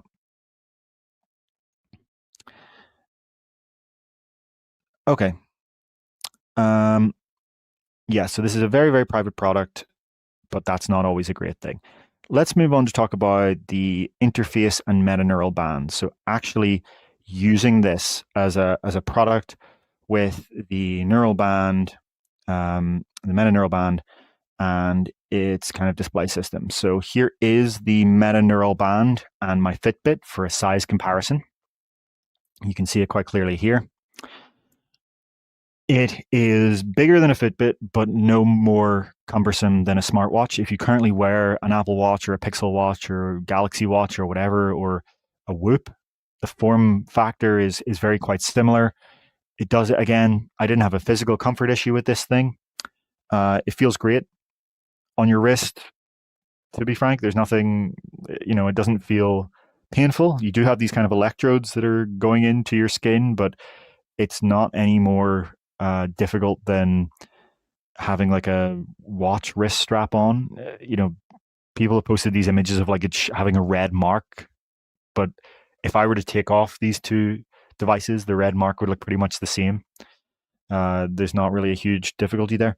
My main issue with the band itself, well, I'll get into its functionality first. So you use the band. It reads the muscle activation in your wrist to know where your fingers are moving for 5 or so primary gestures. So with the display off, to wake the display or turn it back off at any time, you double tap your middle finger with your thumb, right? Middle finger to thumb, double tap. That's display on, display off. Super simple, right? It's like pressing the power button at the side of your phone. Easy to understand. Within the interface, you navigate around by swiping your thumb against your index finger as if a kind of virtual D-pad of sorts, right? So you swipe left, you swipe right, you swipe forward, you swipe back. And none of this is happening with cameras. So your hand can be completely at rest in the darkness. It could even be in your jacket pocket while you're walking down the street so that you're not kind of swiping about like this, which again is a social issue at times. You're kind of swiping your finger about and going like this. It can look a bit weird, but you can do that in your jacket pocket if you have one. You can make very, very subtle gestures and it works over time. You get more used to it. When you first use it, you kind of bring your hand up and do this, but over time, your body realizes that you can do it. So yeah, you swipe around, up, down, left, right. The other gesture is to actually click. You just kind of index finger to thumb, you just click like that. So I'm swiping, I click. Easy to understand, nothing complicated there. To go back at any time, the back button is a single touch of your middle finger to your thumb. So just tap at any time, or you double tap to turn the whole display off. You can also hold in your middle finger to your thumb to bring up a quick menu that brings you back to home at any time. So that was something I learned in my time after the demo. I didn't know that in the original demo. So in the original demo, I complained about how this interface felt like too finicky, too much. I still broadly hold that view, and I still think that this could be simplified. There are these 3 distinct tabs that could probably be 2 tabs. But especially with the gesture that lets you kind of go home or to any of the 3 tabs anytime by holding in your thumb to your middle finger, it brings up a shortcut to the 3 tabs that you can easily swipe to. It becomes a lot easier to use. You also get used to it over time, like any new interface. But in general, it still feels like using a phone before a touchscreen, right? When you use these little like arrow keys to move around a phone, or it feels like using a TV instead of a touchscreen. Think of how frustrating it is to type when you're trying to use your TV remote to like search in YouTube or something versus just tapping on a touchscreen. That's the difference here. You're still, as amazing as SEMG is, as brilliant as these gestures are, right? They work so well. I never really have any false activations. They work. Okay, it's amazing how well the tech works. It's only one half of the whole. And the whole is gaze and pinch, like Apple Vision Pro. This is the pinch, but I don't want to be using the D-pad to go around. I want to look with my eyes. And it's so obvious here that when you could combine these things into one pair of glasses, if you could put eye tracking into this thing and be able to look at buttons and then pinch with your finger, then that would be amazing. So there are 2 gestures I forgot to mention, 2 other gestures that are very important. One is the kind of dial gesture, and this is primarily used to change the volume. So you hold your index finger to your thumb and twist like this. And again, you can do this, down at your side, right? It doesn't have to be outwards. It can be any twist at any kind of angle. You can do it in your pocket. You can do it with your hands. This one feels like magic. It's amazing. If you had the regular Ray-Ban Meta glasses, having to kind of like awkwardly swipe up and down on the touchpad sucked. It's really cool to be able to just, double tap to bring up the display where your music might be, and then just go like this and precisely dial in the volume and kind of double tap again to bring it away. It's also used for zooming in and out on the map and on the viewfinder for the camera. We'll get into those use cases soon. But yeah, I think it still feels a bit finicky because some of it is that the interface could be simplified, but some of it is just fundamental. It's the difference in using your TV remote and your tablet. One is so much faster because you have this kind of precise, kind of high bandwidth 2D input. With eye tracking, it would be amazing. If I could just look at these icons and pinch, this would be quicker than using a phone, which is really interesting to kind of think about. I think like the biggest issue with the Meta Neural Band itself, it works amazingly. Within the constraints that you have here, it's a very clever system. Like there's no other control system I've used for glasses like this that it would be any better, right? Some of these companies have like rings, and there are other companies where you have like, you just swipe on the touchpad and that's it. I've tried ring solutions. This was the best. Being able to freely use my hands at any time, it's great. The lack of false activations is also really cool. So again, you have to double tap your middle finger to your thumb to wake it up. But even if I'm like eating food, right, with my hands and touching my finger to my thumb, even if I'm washing my hands, even if I'm driving, I never find it activating accidentally. Never find that happening. It's just not an issue. It's something I worried would be like, oh God, am I gonna be constantly, swiping around this interface by accident? No, that wasn't an issue. The other gesture I should mention, but I'll get into more when I talk about the use cases, is the Meta AI gesture. And this is my favorite one of all because it feels satisfying in a weird way. So instead of doing the D-pad thing where you swipe your thumb around, you just take your hand like this and double tap, as if you have like a remote control bomb in a movie, right? Where you're pressing down on the button like this, except instead of pushing hard, you just double tap.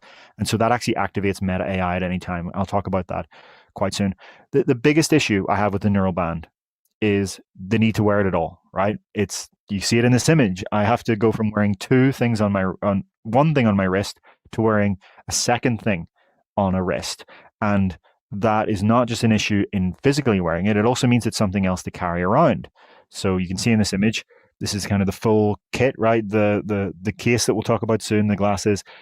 And because of the way that this works, it's a proprietary charger. It obviously has USB-C on the actual power end, and that's fine and whatever. But the connector to the actual wristband itself, because it has to accommodate these two of the electrode things, it has to be a proprietary charger. So it's another thing to carry around when you travel. It's another thing on your bedside to plug into USB-C. It's another thing. And so, like, inherently, this isn't an issue, but it's an issue because this doesn't do anything else. It's only an input device. What do I think the solution here is? Well, they need to make it do what my Fitbit does. So this has an accelerometer in it. It could count my steps. That's one thing. If they put a heart rate sensor in the next generation, well, now you can do workout tracking and sleep tracking and all the kind of fitness use cases that you get from something like a Fitbit. They could also put like a little, very basic display in here. The kind of display you get in like some of these little smart speakers that it's literally just white only, just for showing the time. Like a very basic dot matrix display, the same kind of display you'd have in like a calculator. You could put it on here to show the time at any time. You could argue maybe that with glasses that's not necessary, but sometimes you take the glasses off, and I think that would be useful. Essentially, what I'm saying here is it's a big ask to get someone to wear a second thing on their wrist or a thing on their other wrist just for input for their glasses. But if that thing also did all of the other things that wrist devices currently do, right, which is, all of these fitness use cases we have, the heart rate sensor, counting your steps, all of that, sleep tracking, then it becomes a lot easier of a pitch. Then it becomes, only the one thing I wear and it does all of them. And that's clearly where this is going eventually. But it needs to happen until this becomes a product that everyone wants to wear, right? You can imagine that, a Google version of this, they could start building the tech into the Pixel Watch. Apple could start building SCMG into a special version of the Apple Watch. Samsung with the Samsung Watch, that's where it needs to go. Meta needs to do this if they want, because it's that friction thing, right? It's like, when you talk about using a PlayStation VR, of having to go and, make sure it's plugged in and put on the headset, or all the friction you might have with a standalone headset of charging it and going and grabbing your controllers, or with PC VR, all of these things. It's the friction of, to use this product, it's not just about picking up glasses. It's also about putting on something on your wrist. And so to just hammer this point home, that needs to be the thing I want to put on my wrist anyway. And then that makes it a lot easier of an ask there. So any questions about the Meta neural band and the interface itself, just before we move on to talk about all of the use cases? I think this is going to be our section where we really, make it clear like what this thing is for. Hero Mation saying a lot of people don't have wrist watches now. I used to, but not since I've had an iPhone for years. Nick Taylor is saying I have a Casio watch. So I see a few people saying they already don't. Well, sure, okay, then this is only one thing for you to wear, but it's still going from 0 to 1. So I'm saying some people have to go from 1 to 2, some people have to go to 0 to 1. And in both of these cases, the more things that the wrist device does, the more compelling it is to go from either 0 to 1 or 1 to 2. And Nick Tater is saying if Meta added that extra functionality to the wristband for the 2027 binocular successor product, then it would be an instant buy for them. So yeah, Nick Tater, I agree with you. That would be obviously a much more compelling thing. Caleb was saying, do you wear your band and your watch on separate wrists? Yes, I do. I wear the Fitbit on my left wrist. Just feels right. Meta recommends that you wear the neural band on your right wrist, or your dominant wrist, I should say. I tried it on the other wrist and it worked fine. So I think that's down to just personal preference. I don't know if I'd want to put both on one wrist though. Electric VR Room said, did you use voice commands to take this picture? Yeah, you can just at any time. You can also, to be clear, you use the SMG wristband because it's the best way, but you can also control this thing with voice for a lot of features. You can say, hey, Meta, and then what you want to do. Or you can use the touchpad on the side, kind of. That's the touchpad is not a great way to control glasses. It's so finicky, and having to hold your arm up like that, it sucks. It's really not good. It's a backup, I think, if like your wristband was broken or lost or out of battery. If you really needed, you could use the little swipe pad, but you really, really wouldn't want to, trust me. But the voice thing you can do. Yeah, absolutely. Like sometimes if I'm, at home, I'm not in public, I'll use the voice commands a lot more. I'll get into soon about why, the gesture, the double tap actually makes me use it a lot more. I'll get into that.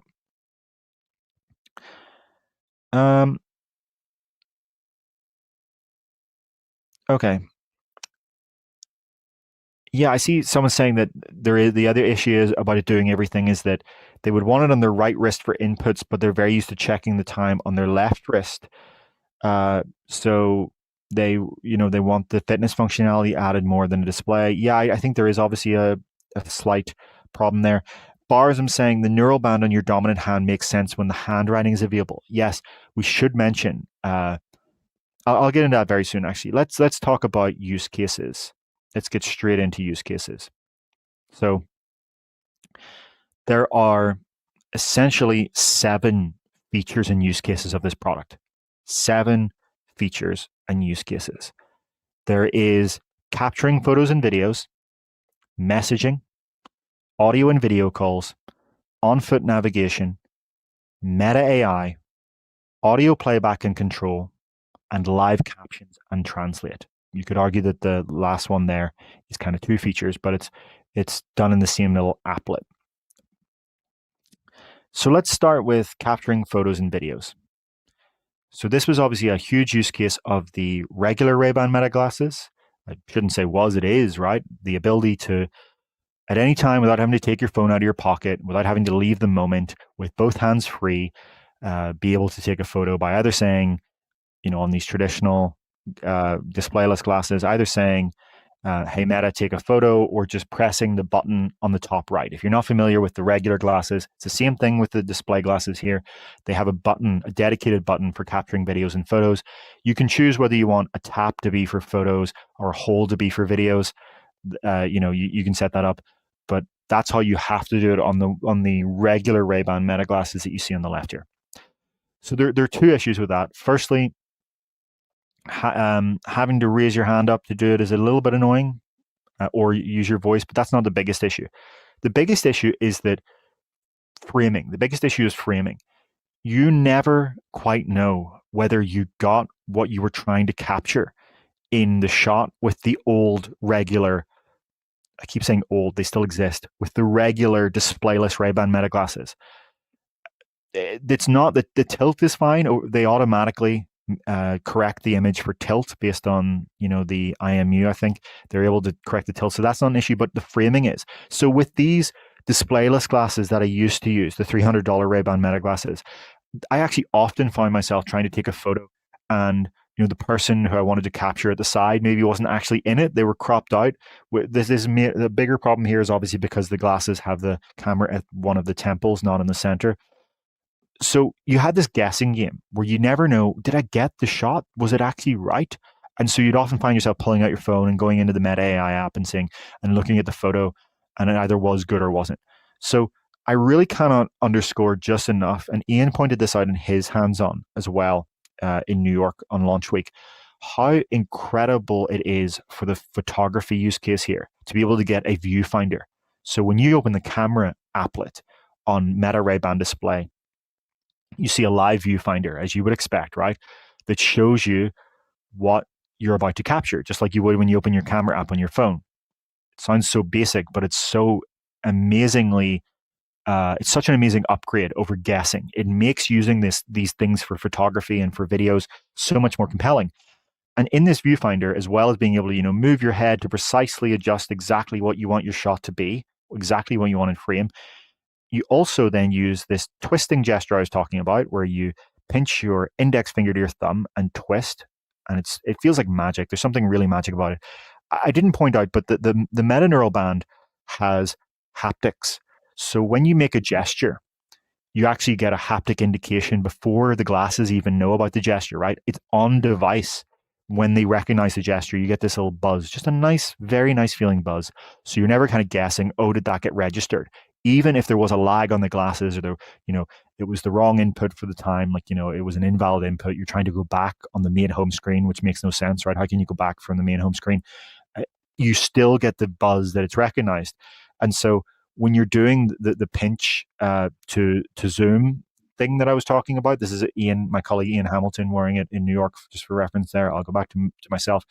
When you're doing this twist gesture, you get this like really satisfying buzz to know that you've pinched your finger into your thumb, and then you just twist and you precisely adjust the zoom. So you can say, hang on, I'll take a photo of you, to someone, and you just open the camera and zoom it in and get it exactly where you want. And then you just pinch to take the photo, right? Just doop. And then you can, maybe say, oh, I'll take one from over here and zoom in. And all of this without ever leaving the moment, right? Without having to take your phone out of your pocket. This could be just, in a concert or whatever situation you want to be in. You're in the park and you saw, something cool that you just wanted a quick snap of and move on. And so I think like this is actually, Meta Ray-Ban display at its best. This is something where it's just so seamless. It feels magic. And people, I've done this at parties, for example, and people are like, wow, that's so cool. Without having to do this whole take your phone out of your pocket and start, framing everything, just take the photo and that's it. And when you do take these photos, as we'll get into in the next section, you can easily, with a couple of taps, send them off to WhatsApp, contacts on WhatsApp and Instagram. So that's pretty cool too. So this is the same for videos, right? You could just swipe over to video mode and start capturing the video, and you can zoom in at any time. And by moving your head, you're constantly seeing a preview. So photography is an interesting use case. Quality-wise, obviously, it's not going to match your phone. It's great in highlight, in bright light, outdoors, during the day. Cameras have been great outdoors during the day for a long time now, and you're not going to I don't think you're ever going to have a complaint there. You're never going to be like, oh, this quality sucks. If you zoom, the quality obviously degrades, but where this camera really falls apart is in low light. It is obviously a very small sensor. It has to fit into your glasses frame. This is not something you would want to be taking photos in any kind of dark light, but during the day, it's actually a really good camera. It's surprisingly good during the day. And I had no real complaints about the quality. It's very similar to the quality on the regular Ray-Ban Meta glasses Gen 1. I'm pretty sure it's the same camera as the Gen 1 camera. So photography is a good use case. I think we can move on to the next issue. We can move on to the, let's see.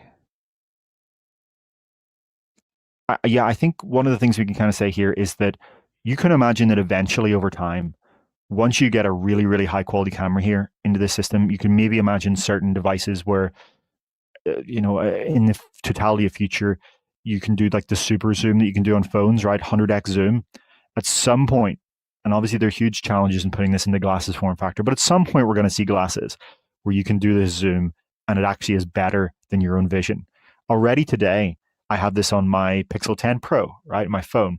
There was an example. I was at the airport the other day, and I was eating my meal at the little airport restaurant, and the screen where the flights were shown was so far away that you couldn't see it with the naked eye, right? And I have good vision. I don't need correction. It was just really, really far away. It's not it's my human eye was not able to discern it, and I don't think anyone's could. So I took out the Pixel phone, the Pixel 10 Pro, and I put it on the max zoom and tapped the photo, and the photo that came back actually showed me that I could see the list of flights and see my flight number and what gate it was and everything. So that's an example of today we actually already have this capability, and it's not unique to the Pixel phones. The latest Samsung and iPhones do the same thing, to be clear. I'm just giving my own personal example. We're already in this era for smartphones where you actually get superhuman vision by using these periscopic lenses. At some point, imagine being able to do that with your glasses. It's a way off for the obvious reasons, but at some point you're going to be able to do that zoom gesture. Open the camera viewfinder, and without taking my phone in my pocket and looking down, I'll be able to just look over at that flight display and do this and just keep zooming and zooming until I get there and then see my flight. So that's an exciting feature that we could eventually get to at some point. Okay. Does anyone have any questions about the photography experience? If not, we're going to move on to messaging. So this is one of the big use cases here.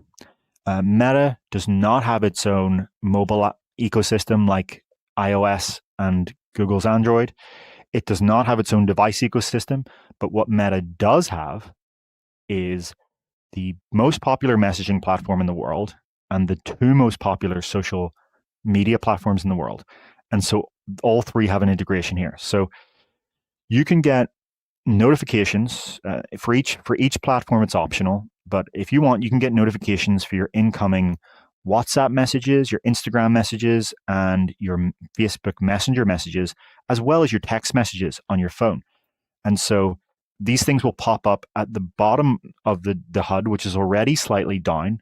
So because they're at the very bottom and they're kind of like a message notification that you'd see on your phone, they're lower in the HUD. They don't block your view. You're not getting these things, pop up in your face and block your view. If you're walking forward, you would have to kind of actively glance down, not look down like this, but just glance down to see what it is.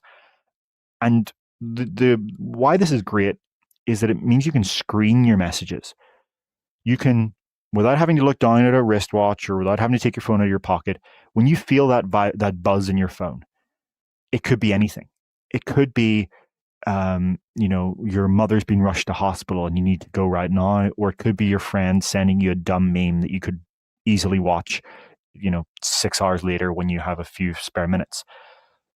Today, there's no real way to know the difference based on the vibration of your phone. You always take your phone out of your pocket anyway, and you screen it, right? Everyone does this. You see, is this an important notification, or is this something I can ignore? Well, with the glasses, for this one kind of notification, text messages on these platforms, WhatsApp, Instagram, Messenger, and text. We'll get into the text details in a second. You can look down, see, is this important? Do I care? If it's unimportant, you use the back gesture, right? The middle finger to thumb, and this can be in your jacket pocket or your hands down at your side, and you just back, and it's gone. The notification is gone. It was never in your way. It was only ever down there. And you tap it away. It's gone. If it is important, you can either take out your phone and reply to it, or you can do the click gesture, not the back, but the click gesture, and open it up in full, and then you can choose to reply to it. So how do you reply? There's kind of 4 options, I guess. One is that you can send a suggested emoji. So they have suggested emojis. The other is a suggested reply. You'll have seen this on your phone, maybe. I can't remember if iPhone has it, but Android certainly has had it for a long time now. These smart little suggested replies. Someone sends you thank you as a message, and one of the suggestions is no problem. for example. I don't really find those useful, but they're there if you want them. The other thing you could do is you could send a voice note. So, like an audio message that you send to people on WhatsApp and all these platforms, a voice note, which you just tap it and then start recording. Obvious. And then the one I actually use is the dictate option. So you can dictate a response. And so this thing is really good at dictation because it has 6 microphones.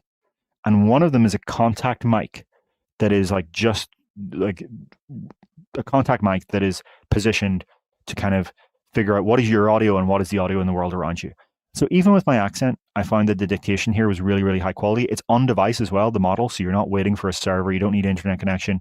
You obviously do need to reply to the message, but it is, the dictation itself is good. It is on device, it's low latency, it's high quality. Excellent. So there are obviously issues with dictation in general, in that there are certain punctuation expression styles that you're never going to be able to bring across. You can't decide, maybe you prefer to do all lowercase, maybe you like to send a certain emoji, triple ellipsis and things like that. Or sorry, not emoji, a certain punctuation. That's not going to come across. So what Meta plans for a software update for December is straight out of science fiction. And we have this kind of view that a lot of tech outlets have, which is, it's vaporware until it ships, right? The Verge came up with this. I have to credit them for that. And some of that comes along with the Steam Frame stuff yesterday, where they're saying, there is this expansion port that in theory can add color pass-through and face tracking. And, my view is amazing, great tech, great that it's there. We'll assess it when something ships for it, and see. So this Meta thing that for December, we're not going to pretend that we're in the world where it exists. We'll assess it when it ships. But what it is that you'll be able to finger trace letters on a surface that could be the side of your leg, could be the table in front of you, any surface. Just finger trace letters, and the SEMG wristband will detect what each letter is, and then use that as your typed input, including punctuation. Now, again, I don't want to make any assessment of this until it exists. It could work horribly. It could be deeply flawed. It could suck. But I'm just making you aware that in addition to the dictation and voice note options, Meta plans next month to roll out a software update to allow actual text entry using this technique. And we will, the second that software update arrives, I will be jumping in and writing up an article to tell you how it is, whether it works well or whether it doesn't. Okay, so I think we mostly covered messaging, except for the big issue with it. There's always in this product, here's the great part, here's the big issue. It's kind of the story here. The problem, and this is a big trend with Meta Ray-Ban display, and I really want you to listen carefully here because this is one of my biggest criticisms with the product, is that it does not have its own cellular connection. Instead, it accesses the internet via your phone, and the connection from your phone to the glasses is Bluetooth.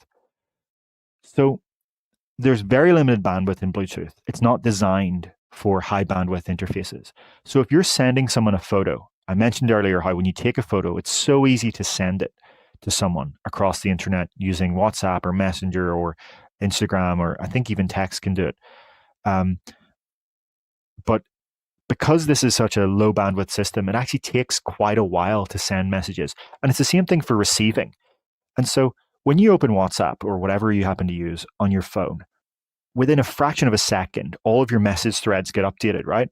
But if I go in and open WhatsApp on these glasses, because you can, as well as just getting notifications, you can go in and see your 10 most recent threads for each platform.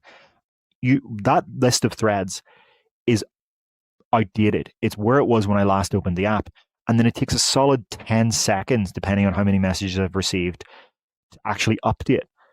Because this is going through this phone app and then Bluetooth, right? It's internet to phone really, really fast. Phone then has to process this and send it out to the glasses over Bluetooth.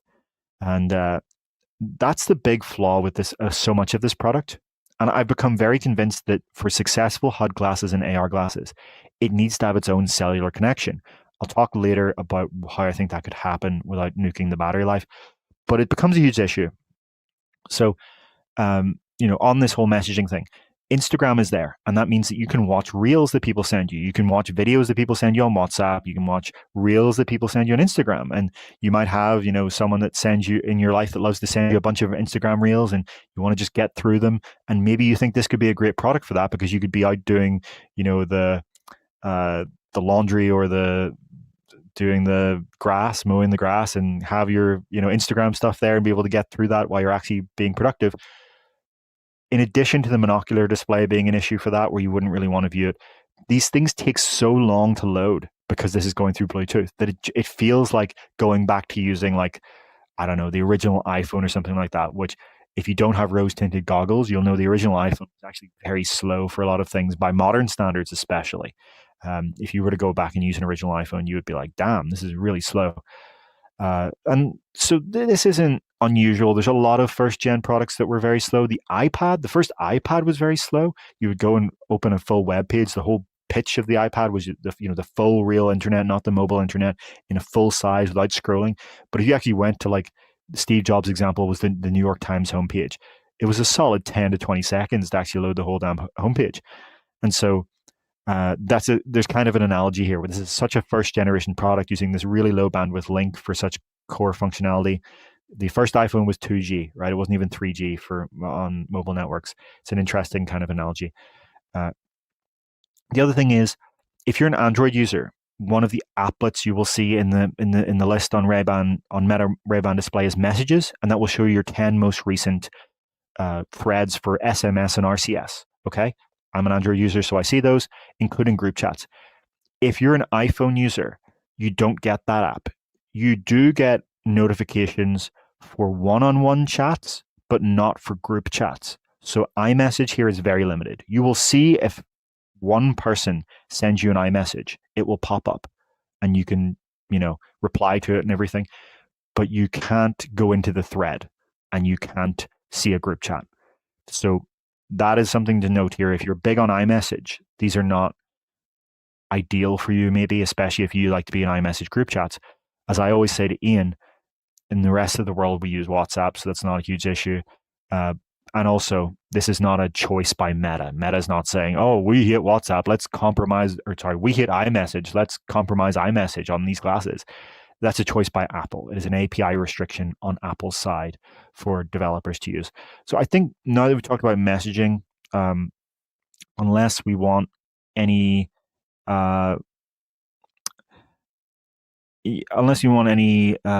questions on messages, I see D3160VR saying Bluetooth is a few megabits per second. In theory, yeah. In practice, it's slower than that, and Bluetooth is very heavily affected by other 2.4 gigahertz signals. It gets really heavily degraded. It's not great at surviving.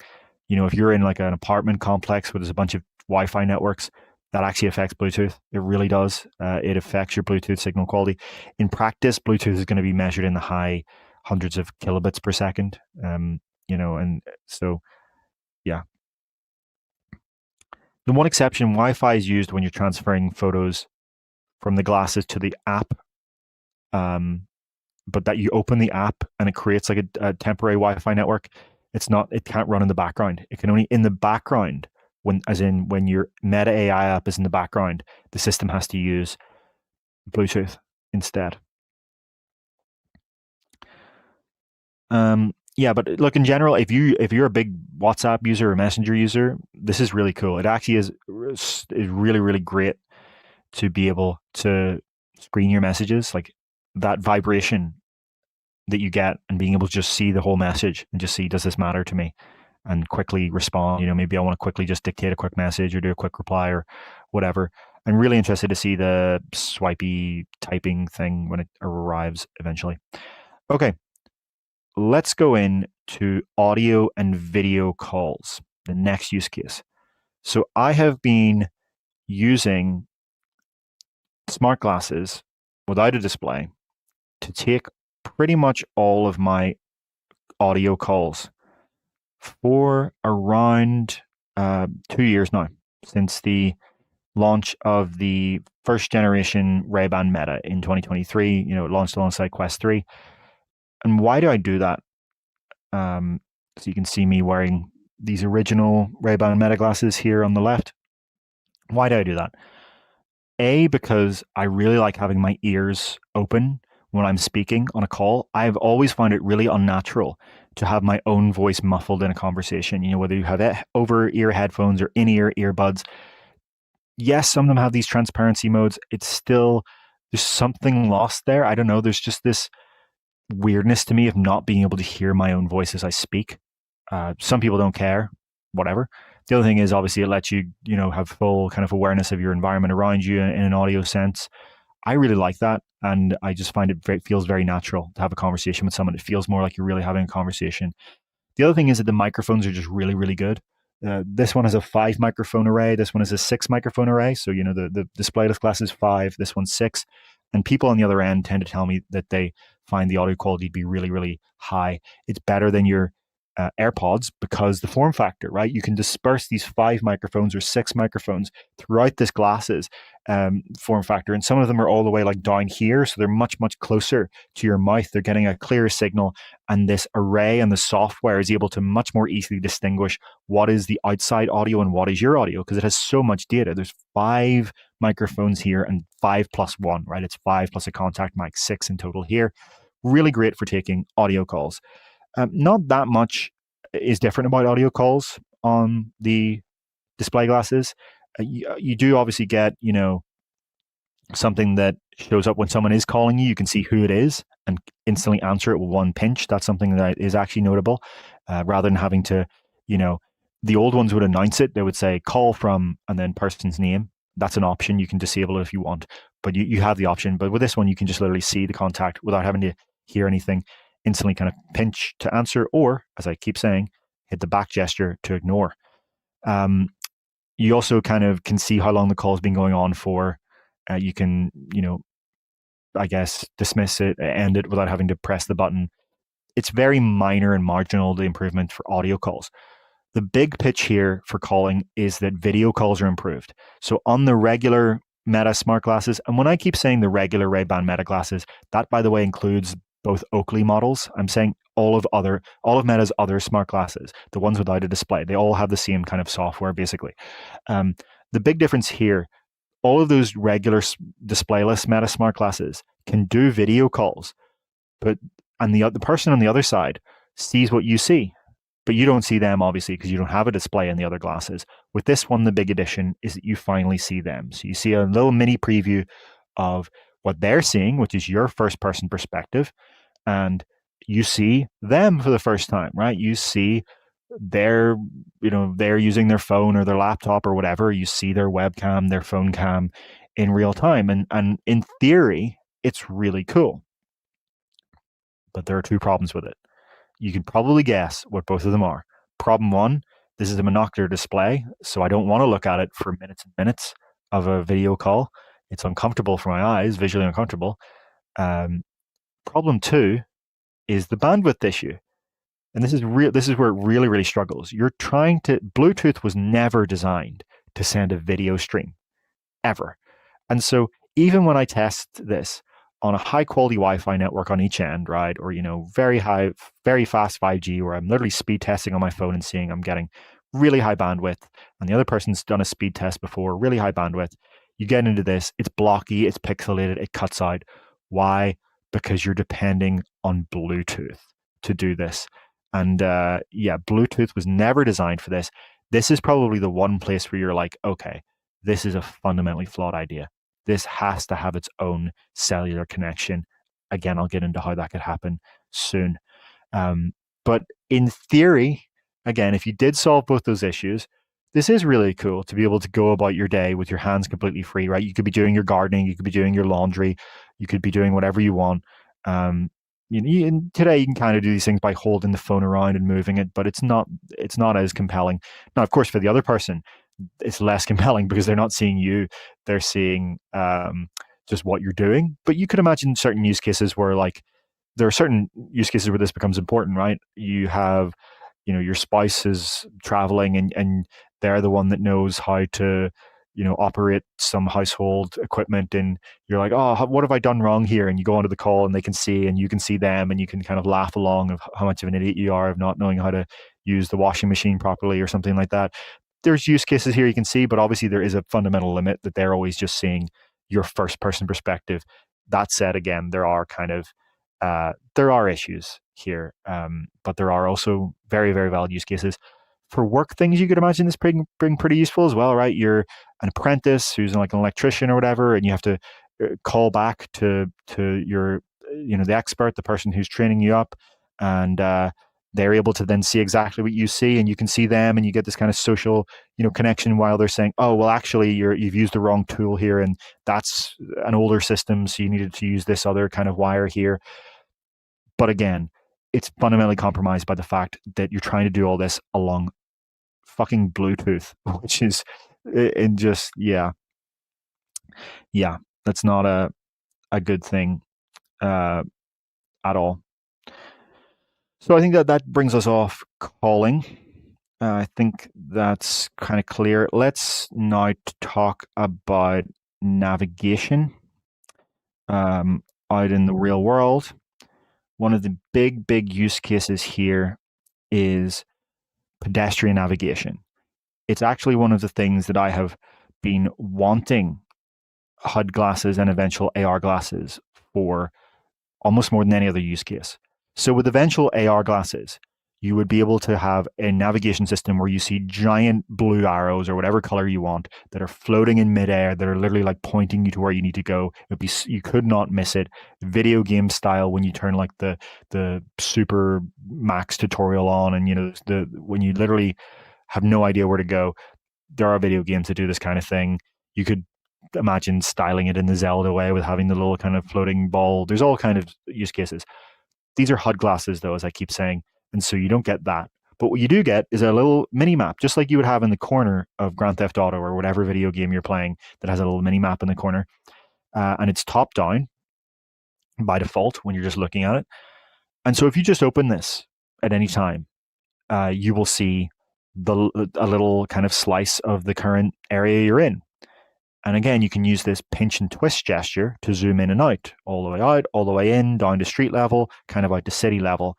And from that, I don't know if that's super useful on its own. Maybe you can it shows you like nearby landmarks and cafes. So maybe you look at that and go, oh, I see where I am now. But mostly it's not that useful in itself. The obvious main use case is for navigation. So to be clear, the map layer itself, the mini map that you open, will work pretty much anywhere that I've tried it at least. It's powered by OpenStreetMap, which you may be familiar with. It's got massive global coverage. The navigation, though, does not. It only works in 28 select cities. Meta is rolling its own navigation, with some local partners. So if you're not in those 28 cities, you can't start navigation. So, the default interface here is that you have like a voice search button. There's also sections for cafes, landmarks, things like that. I can't remember, restaurants, and you can swipe along and then you can have a list of them. But the main interface, the main button you see in the maps is like the voice search. So you just click it, and again, the on-device local dictation thing, you are able to search for a place. And then that place comes up, and just like you would expect, you see like the results, the most relevant to your voice search is there. You can swipe along the list and figure out what you want and tap. Now, if you're in one of those 28 cities, the big button there, once you tap into a place, will be Start Navigation. And I'll talk about it in a second. If you're not, the button will be Send to Phone. And so you just send it to your phone and you open Google Maps.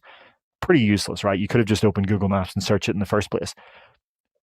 So this is a really rare situation where a core use case of a product is heavily geofenced to 28 select cities, and only in their urban area, by the way.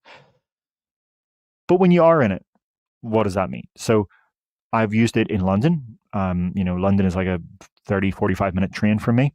I've used it in New York when I was at the Galaxy XR event, but it didn't work from the airport, the JFK airport in New York. I actually had to be in the actual New York part. I'm so sorry about the geography if you're a New Yorker here. The actual part with all the big buildings, that's where I had to be for this to actually work, the real urban area. But when it did work, when I was in the area where it works, it's actually really, really useful. It's exactly what you would expect. It is, it has a slightly tilted down view from the top down view. You have this blue arrow where you are. It's showing you the path where you're going. And then if you can either keep it up the whole time or you can turn off the display. And what it will do is when you're coming to a intersection or any area where there happens to be multiple paths, you can have a little pop up where it shows you the turn by turn navigation. You can also, of course, at any time just double tap and bring it back up, right? So you can be walking along and you think, oh, where am I going now? Double tap, it comes up. Double tap, it goes away. Excellent. That's exactly what it's not the AR navigation that of my dreams, where it has giant floating arrows, but it is really, it's something I really actually find genuinely useful when I was at the Galaxy XR event in New York. And I mean genuinely useful, not like this is a novelty I'm playing with, but like this was a fundamentally better experience than taking my phone out of my pocket and looking down and trying to figure out, where am I relative to this, blah, blah, blah. It still has the issues of GPS. It's not a VPS. That's the one kind of complaint I have here. So GPS is not that accurate in cities, especially like New York, because the signal scatters around these giant metal buildings. And it means that you've all seen this if you've been in a city. You see the little blue dot, obviously, dart about. What, at the very least, with a phone, they don't know whether you're viewing it like at this angle or this angle or this angle. You obviously can't see my phone, but you get the idea. At least they know that your head is up with this product, so they kind of are able to roughly get an idea of your orientation. It seems to be more accurate than your phone, but it still is GPS limited. What I would love to see them do is do a kind of VPS here. And a VPS, if you're not familiar, is where instead of using GPS satellites, you take an image from the camera and you compare that image to a data set that is similar to Google Street View. And you have an AI system match, or it can just be like a more traditional computer vision system, match that image that you've just taken and find where does it correspond to the Street View data. And Street View is obviously all GPS position, labeled. This exists on Google Maps today, right? It's called Live View. You can bring it up at any time in Google Maps, but it's such a horrible UX to have to hold a phone up like this. These glasses obviously don't have an enormous amount of compute, so I'm not expecting that this constantly runs, but you could do a kind of VPS calibrated GPS where every so often it takes a photo and then figures out where you are. Now, the big issue, of course, is Meta does not have a Google Street View data set. They would need to build this up. This would need to be in yet another thing. This is the navigation use case is where it became really, really clear that I really just sat and thought, I want Google Maps. It becomes so clear how Google's ecosystem and Apple Maps as well obviously has its own stuff, but I'm obviously an Android user. I was just thinking, I want Google Maps right now. I want to have the coverage of every business, every possible business. There are a couple of occasional businesses that just didn't come up on this. I want to have the coverage of the world, right? I want to be able to use this in my hometown. I want to be able to use this anywhere I go, which Google Maps would be able to do, right? I don't expect that Google's going to have their system geofenced. There's no reason to do so. Google Maps already has great navigation for pedestrians. So Meta rolling its own navigation is a massive, massive, massive flaw here. If you live your entire life in one of the 28 supported cities, and you can find them listed in our article, great. If you don't, if you would like to navigate in places other than those, you basically have this core use case of this product that just becomes completely useless. It is a massive example of where an existing mapping ecosystem becomes vital. Now, maybe in the long term for Meta, it pans out and it happens to be that, like it's better to own their own stuff than partner. But I wonder, why didn't they partner with Google Maps or sorry, not Google Maps, Bing Maps? They already have a partnership with Microsoft for Bing Search for Meta AI. When you say something to Meta AI that requires it to search the internet, it uses Bing, for example. They had the Microsoft partnership on Quest for the Windows 11 remote desktop and Xbox Cloud. I struggle to understand, or why didn't they acquire a company like TomTom? If they're serious about this category, which they clearly are, they're spending tens of billions of dollars on it. They need to act fast. They obviously say, we're going to expand this to more places, but are you saying cities? Like, is this just going to be a situation where it's like if I live in a town, is there going to be a day really where it pops up in a town? Or what about people who live in a village? Or, I don't know. You could say like, oh, pedestrian navigation only matters in a city, but no, it doesn't. Like, there's many times you're going to go to a town and not know where you're going. Uh, yeah, it's just, I really have to hammer this home. Google Maps would be a killer feature for HUD glasses, and Meta's not going to get it for the obvious reason. Okay, let's see if anyone has any comments on the maps situation. Onakazi is saying, I imagine it's more out of necessity as Google doesn't want to give them a leg up. Yeah, I think maybe that comment came before I said. There are other partners here. Microsoft Bing Maps has pedestrian navigation, believe it or not. TomTom has a good enough data set. I think they need to start making, partnerships and acquisitions here. I don't think they're going to be able to run this on their own. I see multiple people from New York, including Ian, who I see in the comment. Hello, Ian, saying Manhattan is what I was trying to say about the big part with the buildings. I'm so sorry to New York residents who have butchered the geography of your home. Ben Goodson is making the joke that does the mini map have large letters peppered throughout where missions begin and end? No, they don't. But you could definitely imagine, this being an advertising surface for things like that and for events. There's a lot of opportunity. You understand why they want to own it in the long term. In the short term, wow, what a compromise. Okay, let's move on to our 1, 2, 3, 4, 5, 6 of. Wait, let me check. Sorry. Our 5th of 8 use cases. So we've talked about photography, messaging, calls, and navigation. Let's talk about Meta AI. So these are AI glasses, Meta will always say. And one of the biggest issues I've always had with using these glasses for AI, which is the same problem I've always had with kind of AI assistants in general, is the need to say hey or okay. Maybe in like an American, not that American's a language, but in American circles, that's a very natural thing to say, like hey. But it feels so jarringly unnatural for me at least, and for I think a lot of cultures to say that like that. So saying hey Meta is just such a odd and unnatural thing. And it's the same thing with hey Google and hey Siri. Now I understand Apple has made it so you only have to say Siri, which is a lot more natural. On Vision Pro, I can just say Siri, open Safari, which is great. But on Google and Meta, I still have to say hey. So that's why I actually really love the Meta AI gesture. So instead of having to say hey Meta, I can just double tap my thumb to the side of my index finger like this. Just that. At any time. Just curl my finger slightly in and double tap. I'm going to keep doing it for people on the stream just so you see how natural it is, right? And there's no delay. So I can just, what time is it? And that's it. Okay? That will respond. Like that literally will work what I just did. What's the average weight of an elephant? As an example, or look and tell me what sports car this is. Look and tell me how much this yacht would cost.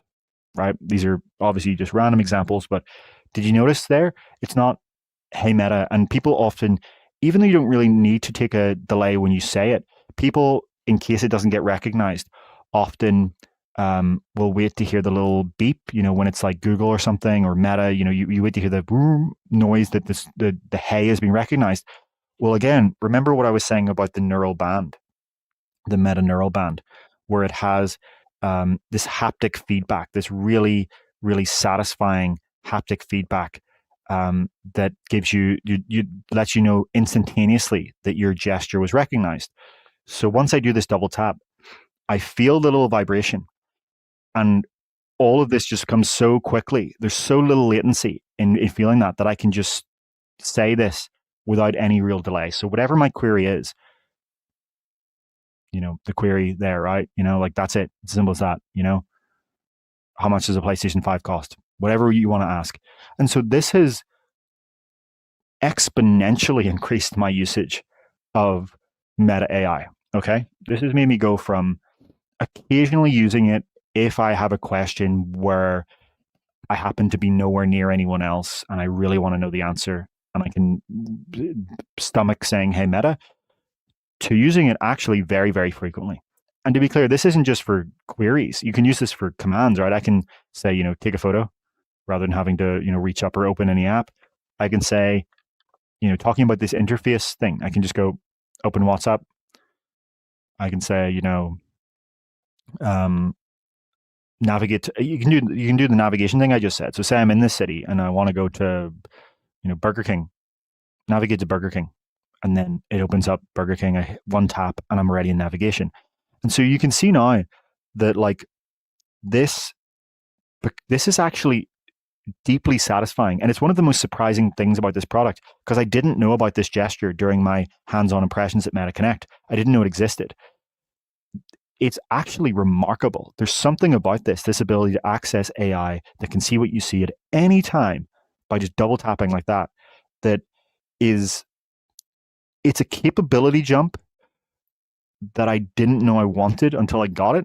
And then, I don't know, I feel like this whole pitch, whether you're against AI or for it or whatever, the pitch was never making sense to me when I had to say, hey, Meta. But now that I really keep repeating myself, but I just have to be clear about how satisfying this feels.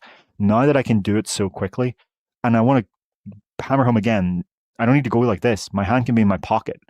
My hand can be at rest. You can even kind of do it if you're holding something. It depends on what you're holding. Sometimes when you're holding something, you can still double tap your finger against your thumb against your index finger. So yeah, I don't know. I think this is genuinely a really, really cool feature that I'm surprised they didn't mention in the introductory demo at Meta Connect. And yeah, so all this said, the issue is that Meta AI is still Meta AI. And if you are an AI person, we can get into the depths here a bit.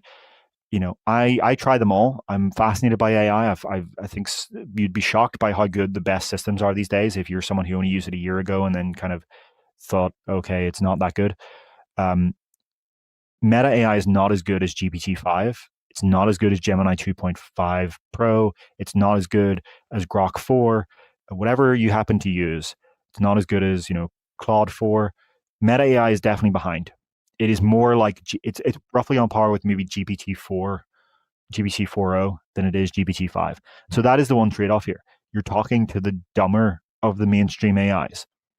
And so there are occasionally some queries where I would ask Meta AI and it would get it wrong. Maybe there was some sort of context leap it needed, and I would pull out my phone and ask GPT-5 and it would get it right. So that's super interesting, right? No, I guess the one thing you could say is that it's free, right? It's hard to the AI usage. You're not like having to pay a subscription. But I think you can really see here why Mark Zuckerberg is spending billions of dollars to acquire some of the top AI talent in the world. If you haven't been following that news, there are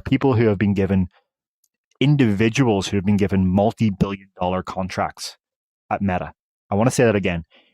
People, one person, I don't think this has ever actually happened in the history of capitalism for what it's worth, an individual employee, not an acquisition of their business, but the actual employee to come and work for Meta, given billions of dollars for something like a 3-year contract. And so this is part of what's going on here. Llama 4 underperformed. This is powered by Llama 4, the Meta AI feature. So I expect this to improve over time, given that some of the people who built the models I just talked about, the advanced AI models, have just been poached in the past couple of months to go and work on MSL, Meta Superintelligence Labs. You have Meta Reality Labs that builds the Quest headsets and smart glasses and all that. They have Meta Superintelligence Lab. They're trying to build these better models. But what I think would be really great would be to be able to just link another AI service. I would love to be able to say, ask ChatGPT and then the query, right? So or just, hey, Meta, ask ChatGPT, or ask ChatGPT, and then it forwards that through. I understand why that's unlikely for now. I guess there's a two sides of that coin. Meta wants to have full control, obviously, and be able to give you, eventually, advertising or however they want to monetize Meta AI. They also want to get the data. We know that from next month, they're using the Meta AI data for advertising.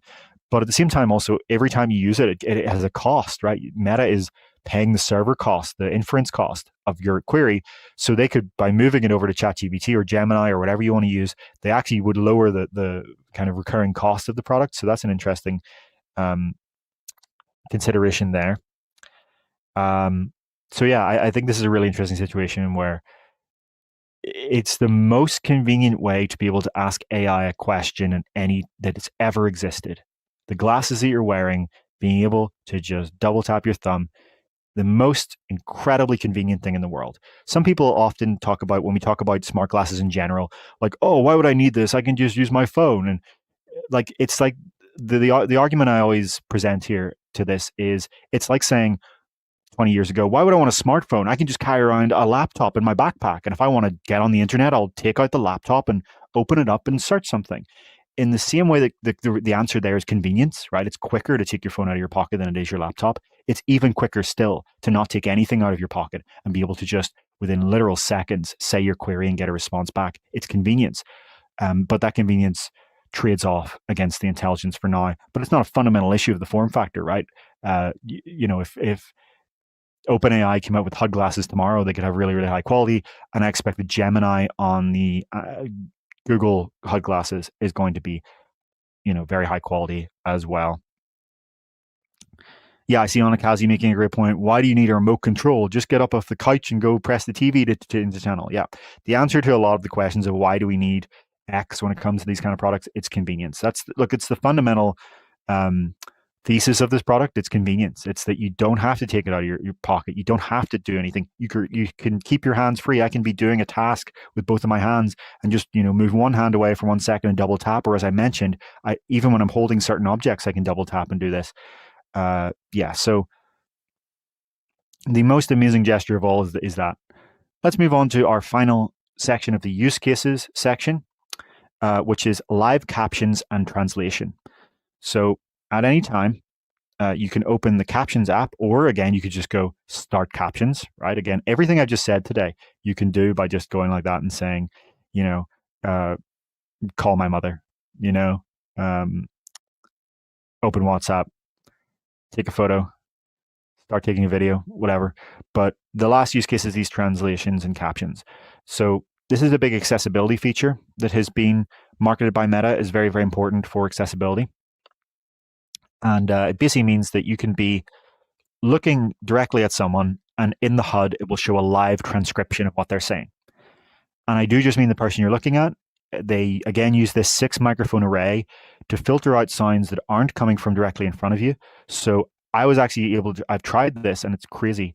You can have someone speaking in front of you and someone speaking beside you, and it will only transcribe the person in front of you. Cool. The transcription accuracy is, look, it's like the issue of the YouTube auto transcriptions that you see. It's not perfect, especially if someone is speaking in a way that is, colloquial or just how they normally speak, and they're not trying to speak for an audience. It's not like they're, speaking as a news presenter, or, they're just casually speaking to you. It's not going to be perfect. You're going to get the gist of what they're saying. It's crazy that it works so well. It seems to be running locally on the glasses. It didn't, when I didn't have an internet connection, it seemed to work. But I need to test that a little bit more to make 100% sure that it's not somehow going through Wi-Fi or something. But yeah, the transcription seems to work on device. It's if you were someone who was, you'd lost your hearing in an accident or something like that, and you haven't been deaf your whole life, you haven't learned to lip read or do ASL or whatever, that could be very, very useful. If you lose your hearing in some other way for medical issues, you can imagine this being really useful, right? You could also, for someone who just uses ASL, or whatever sign language they happen to use, and they don't have lip reading capability, if they're speaking to someone who doesn't know ASL, then now you can hear them. If you're watching TV is one of the ways I tested it. Just look at the TV with the sound off, and I get those captions. It's you can see how this could be very useful for accessibility for sure.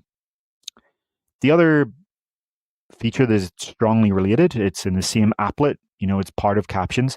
You swipe over one, is translation. So it's the same thing, except someone is speaking a different language, and you see what they're saying in your language in the HUD. So it's 2 steps here. It's doing, the speech to text of before, but it's also then translating that. And this is one of the coolest things I've ever seen. This is really, really remarkable to have someone stand in front of you and speak a different language that I don't know, and then see what they're saying in English in the HUD. So there are a couple of kind of UX things here.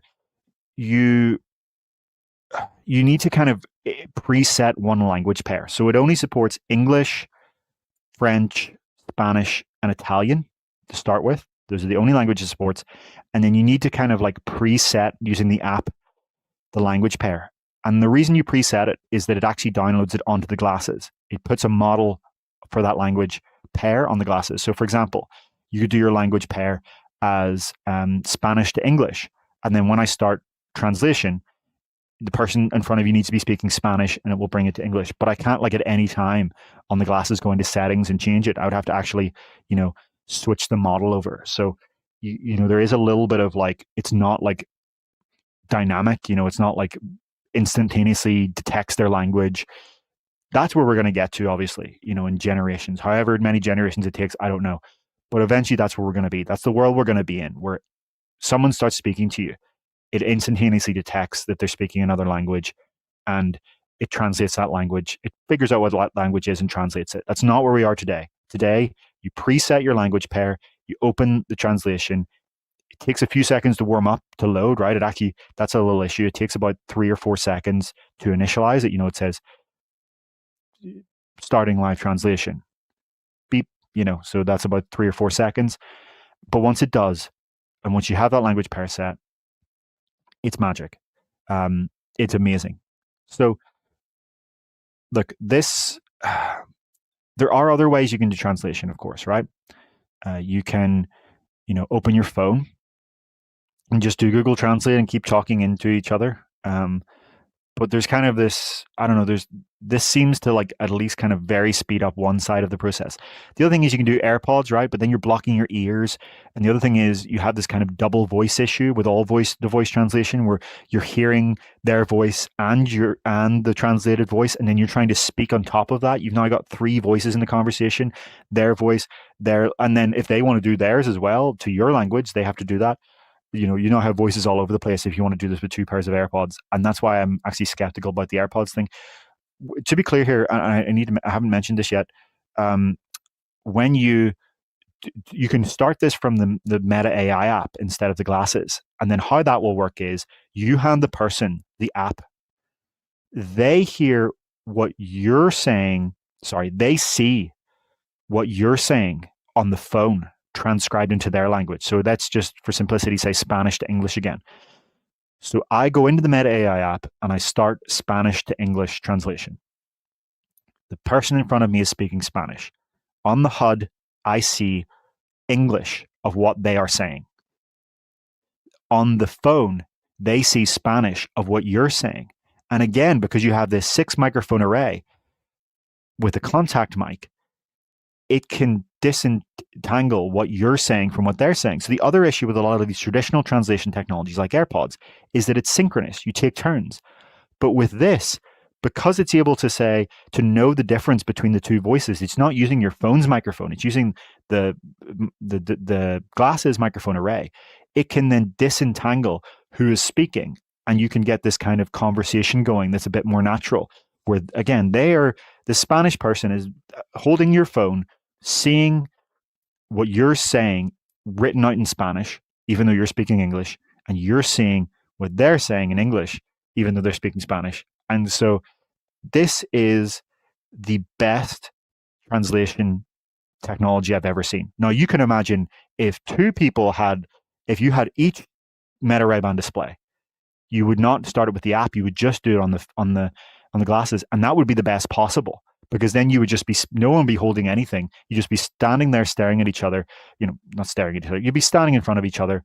And every time you spoke, they would see what you're seeing in their language and you would see that they're saying, right? That's the ideal. But obviously that's not something is practical. You're not going to be in a situation where you both happen to have it. I guess maybe you could do this if you were at a workplace and wanted to set it up. But in general, you would kind of see what you see.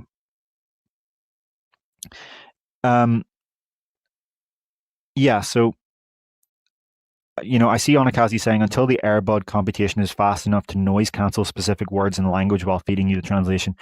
Yeah, I mean, look, you could do things like that with the AirBuds, the AirPods. The problem is still, though, for me that it's firstly you're blocking out your own voice, which just feels really unnatural. I don't know. It feels so unnatural to me the idea of standing in front of someone and both wearing AirPods and having a conversation with each other. There's something very unnatural about that to me. Whereas people stand in front of each other with glasses all the time, it's quite normal, right? It does not seem real problem. I think the biggest issue with this for me is on this device. Sorry, coming back to AirPods, the other issue is it's a lot harder for the AirPods to disentangle the two voices because you just have these, at most two mics or two mic positions at least on each ear. Whereas again, this has mics kind of all dispersed, six microphones dispersed all around. It can really tell what are you saying versus the other person. It's hard to do that without six microphones dispersed around your whole face. But the issue with this, I think, is the HUD position again. It comes back to that thing earlier where I was saying you look down and you're looking at the person's chest. So again, you're not, these captions are not floating under the person's mouth, right? If you had AR glasses, true AR glasses, you would put the captions under the person's mouth or coming out of it. You could even do it out of a speech bubble if you wanted to make it a little bit fun. With this, you're looking down and to the right. So I'm not looking at the person in the eye as they speak. I'm looking down a little bit. That I think is the main issue here. But you again with the binocular version, it won't be down and to the right. It'll be down into the middle, right? So you'll be maybe looking down at like their throat or something. I don't know, depending on where the HUD is positioned, depending on what they happen to do here. It's a little bit less weird than just looking like down at the right of their chest. But with AR glasses, eventual AR glasses, where you have a wider field of view, like we expect from Snap Specs, like we expect from Meta's Artemis glasses, these are going to be $2,000 products. That's my guess. Not a. I have no insider information. I promise. I'm just guessing. But these are going to be on the order of $2,000 products. But they're going to be able to do these positioning. That the problem of a HUD glasses is that it's a fixed HUD, so that has to be kept into account. But you can see where this is going. And I think it's very clear that glasses are going to be the ultimate form factor for this. I see Ian saying that what he wants is a VR headset or a mixed reality headset, I guess you could say in this context, that actually deforms the shape of the person's lips so that it looks like they happen to be speaking. I love the idea. I just think it's a little bit less natural to be wearing like a full headset versus glasses, especially like, you could imagine me going on a Spanish holiday and using this, right? So something I've actually used, I haven't taken these to any other country with a different language yet, but something I use the old, I keep saying old, I use the regular Ray-Ban Meta glasses for on abroad multiple times, was using Meta AI for signs. So I'm in Barcelona or whatever, and I look at a sign and I say, hey Meta, what does that say in English? And so it knows to take a picture, use Meta AI and translate it. Well, now with this, I can go, what does that say in English? Right? Again, it's a great example of AI actually. So this is a live translation, but if you want to translate something you're looking at, you can do this on the regular glasses. You can do this just like that. Really, really cool. Arlen Kundert saying, my eyes are up here. Yeah, that's honestly, as I said earlier with the whole social acceptability thing, that is it's a real issue with the HUD being down. Now, the HUD has to be slightly down because if you only have a fixed HUD with a small field of view, you don't want to put it right in front of you, even when you have a binocular system, because then it will get in your way, right? These notifications that right now, someone messaged me on WhatsApp and it's like down here, right? So I look down here, just glance down with my eyes. I don't have eye tracking right now, so you can't see this, but imagine I'm looking down here and then up here, right? So I'm looking here when I'm walking along. Someone messaged me on WhatsApp. It pops up here, and I glanced down for a second. So that's important. But then ideally for captions, you want it up here. So this is why field of view, in theory, I guess you could have a wide field of view HUD system, but once you get enough field of view to position this HUD wherever you want, at that point, you might as well just do 6DoF tracking and have AR. So this is why you kind of, AR glasses are going to be the solution to a lot of these problems. Okay, so what's the big missing feature? So I've talked about all the features. The biggest feature that was missing for me was getting notifications for not just these consumer messaging apps. the number one use case I want out of these HUD glasses is to be able to screen my Slack messages. So when Ian starts messaging me, I can see whether it's something important or not. I'm only kidding, Ian. All your messages are important, of course. But seriously, not just Slack, but emails as well. I obviously, we get a lot of emails. Ian will get a lot of emails. Henry will get a lot of emails. And some of them are AI slop. Some of them is someone's just AI generated some nonsense that we can delete on the spot. And some of them is a company announcing something that's going to change this industry forever, that we need to, throw my dinner in the bin and sprint to the not in the bin obviously, but run away from my dinner and sprint to a computer and start writing it on the spot. That's the kind of difference here. And so right now today, I get notifications for all my work emails. I don't know if that's unhealthy, but whatever. I take my phone out of my pocket. I look and see whether that email is important. If it's AI slop, I sigh and start eating my dinner again. If it's important, I run to my computer. If I had an email notification on my glasses, then I can now just do what I keep telling you. If it's unimportant, middle finger, it's gone. If it's important, pinch, and I open the whole thing, and then I can now scroll through it and see oh, let's see the details. Oh, they're announcing that, and tomorrow, and this with this. Oh wow, this is going to change everything. This is amazing. And then I can screen that. I could be walking. I could be on my walk in the park and be able to just keep walking and be able to check, is this email important? So technologically, this is possible. There is nothing stopping Meta from doing this. My Fitbit can do it. Okay, it is possible for these accessory devices to read your phone notifications if you give permission, right? Obviously, you have to grant the app permission, like Meta AI app. So it's a choice. And I actually asked Meta about this. Apologies, my throat was slightly dry. I asked Meta about this. And what they said to me is that they didn't want to overwhelm the user. But I don't like this answer, because on my Fitbit, how it works is that when I set up this Fitbit, it showed me in the setup a list of every app on my phone, and beside it was a checkbox. And for the apps that I checked, the notifications would go through to the Fitbit. And for the apps that I didn't check, they wouldn't. Simple. So simple. And yet it's amazing. So I do actually get my emails pop up on my Fitbit. So I can actually look down. Now, of course, it's a tiny screen. So the problem is I can't actually see the content of the email. Even most subjects are too big to fit on the Fitbit. So I have to click in and scroll on the little thing. I had a Pixel Watch. It's bigger. You can see the subject, but you can't really see the substance of the email. But there's enough space in this HUD that I actually could see the substance of the email. I'll get at least the subject for the notification. And then again, this gesture you use for notifications already, right? It's amazing. I love it. Middle finger, F off, click, bring it up, right? So if it's something seems like, oh, is that important? Is this going to be something our readers want to hear about as soon as possible?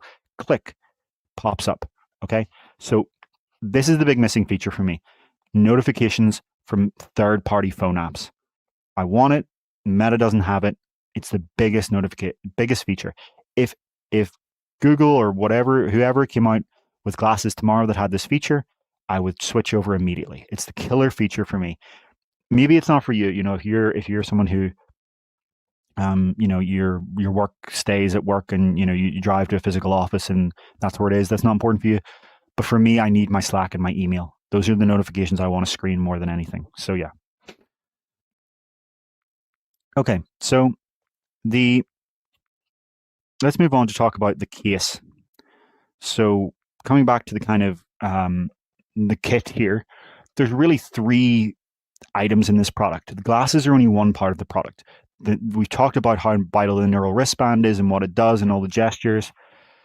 But the other thing that you could almost forget about, but you definitely shouldn't, is the case. The case. It is a battery case. And just like in products like AirPods, the battery case is just as important as the AirPods themselves, right? you would not want to, even if you hypothetically could charge your AirPods without it, it would still be a million times better to have the case. So this is what the case looks like when it's containing the glasses. It is a triangular prism. You obviously can see there's a USB-C port here to charge. It holds, you roughly get about 6 hours out of these glasses, roughly, depending on your use case. It really is highly dependent on how much you use the display. It's a mixed use figure Meta gives that I find to be broadly accurate. And then you get about 4 extra full charges from the case here, the battery case. But what's remarkable about it is that when you don't have the glasses in it, it folds down. So here is the regular Ray-Ban Meta case. Over there, for comparison, is the X-Real 1 case. And here is the folded Meta Ray-Ban display case. It folds down to such a compact size that it can fit in your pocket. So none of these can fit in my pockets. I can just about maybe jam these into like a big jacket pocket, but I can put this in my jeans pocket. It's slightly less wide and slightly taller than a smartphone. It's about as portable as a smartphone. So say I'm using these as my sunglasses, right? This Meta Ray-Ban display.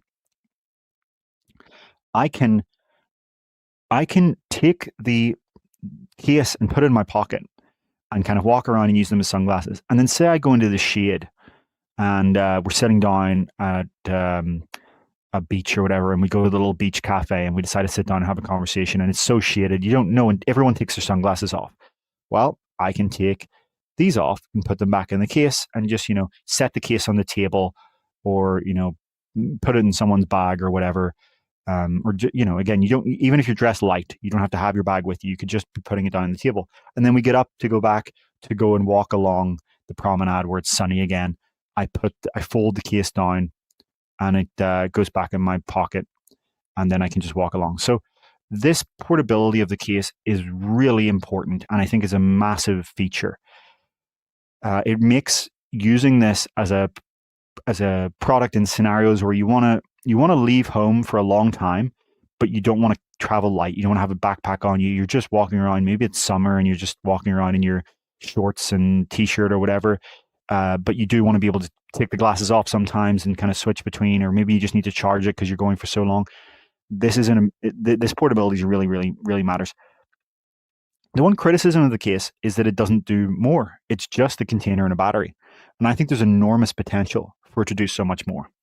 So the first thing I think it should do, if we talk about the long-term approach of these replacing your smartphone a lot, even in some ways,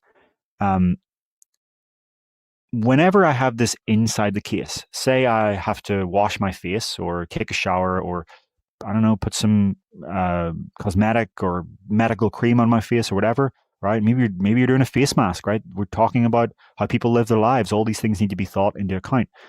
I think this should act as a speaker. I think it should turn into a portable Alexa with Meta AI. I'm using it like an Amazon Echo speaker, basically, that kind of speaker. So I should be able to still speak to Meta, and I should be able to keep playing my music or my podcast or taking a phone call while this is in. This should become a little speaker, a smart speaker, an AI smart speaker, while I'm not using the glasses, while I'm not wearing the glasses. You could, in theory, do this today with zero extra hardware. Ideally, you would want to add a dedicated speaker to this thing so that the audio is routed through that. And then obviously you would need to have the little current power connection. There's a tiny bit of data there, but you would need to have a serious data connection. That's not impossible, right? There's products that do work like this. That's the first thing I think. I think there's so much opportunity for this to be able to act as a portable AI speaker and phone call thing whenever you're not wearing the glasses. The other thing that's probably more important is that this seems to me to be the way that you bring cellular to this system. If you try to put a cellular modem in here, it might work, especially as these things get more and more efficient, but it's going to harm battery life, right? It is really going to harm battery life. The Apple Watch obviously has cellular, but it's not doing high resolution imagery, right? You're not doing like a video call on the Apple Watch. You're not streaming a video. You know what I mean? Like it's a lot of the usage of Apple Watch. It's sending a little bit of text. Maybe someone sends you a photo occasionally, but the cellular usage, it's audio. We're talking about kilobits per second. As I said earlier, when it comes to these video calls, when it comes to loading images and loading videos, we need megabits per second. And so I think that would probably nuke the battery life if it was put in the glasses. But you could imagine a system where the cellular comes into the case, and then the case relays it to the phone via Wi-Fi. So Meta has full end-to-end firmware control. They can really tighten this up, really make sure. Again, we talked yesterday about the advantages that Valve has for a very different context, PC VR streaming, when you have full firmware level control of each side of the network stack for two dedicated devices to talk to each other. Well, Meta could do this. And wait a minute, they already developed a bunch of technology that they R&D'd out for a short distance link from glasses for the Orion prototype. For its puck, they're doing rendering on the puck and sending that data across. They already developed this technology. They built it. I'm suggesting they should use it not for compute. Maybe you do compute eventually, right? I do think eventually that's the solution here. You don't want four things here when they get to AR glasses. You don't want to have a compute puck. The case should be the compute puck. And, like it seems so obvious to me at this point that this is the trio, right? The case, you need a case for glasses anyway, so it should become the compute eventually when you need it. For heavy compute, it should be the cellular relay. You should carry this thing around all the time in its folded form. That's really not much space at all to put something like that into any kind of bag. It could fit into this could fit into a purse. It can fit into a satchel. It's really low form factor thing. So yeah, I'm eager for the case to do a lot more.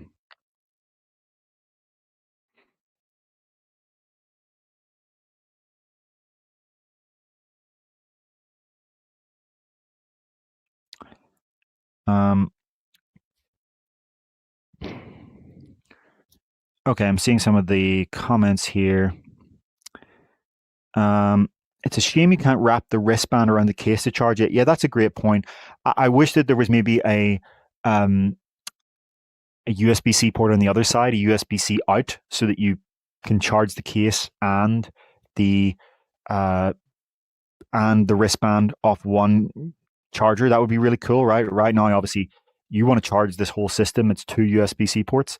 You could theoretically here have this come out the other side, but yeah, ideally, yes, the wristband would somehow attach on. I think it's harder to realize how that would really work from like a practical tech perspective, but if they could pull that off, it would be great.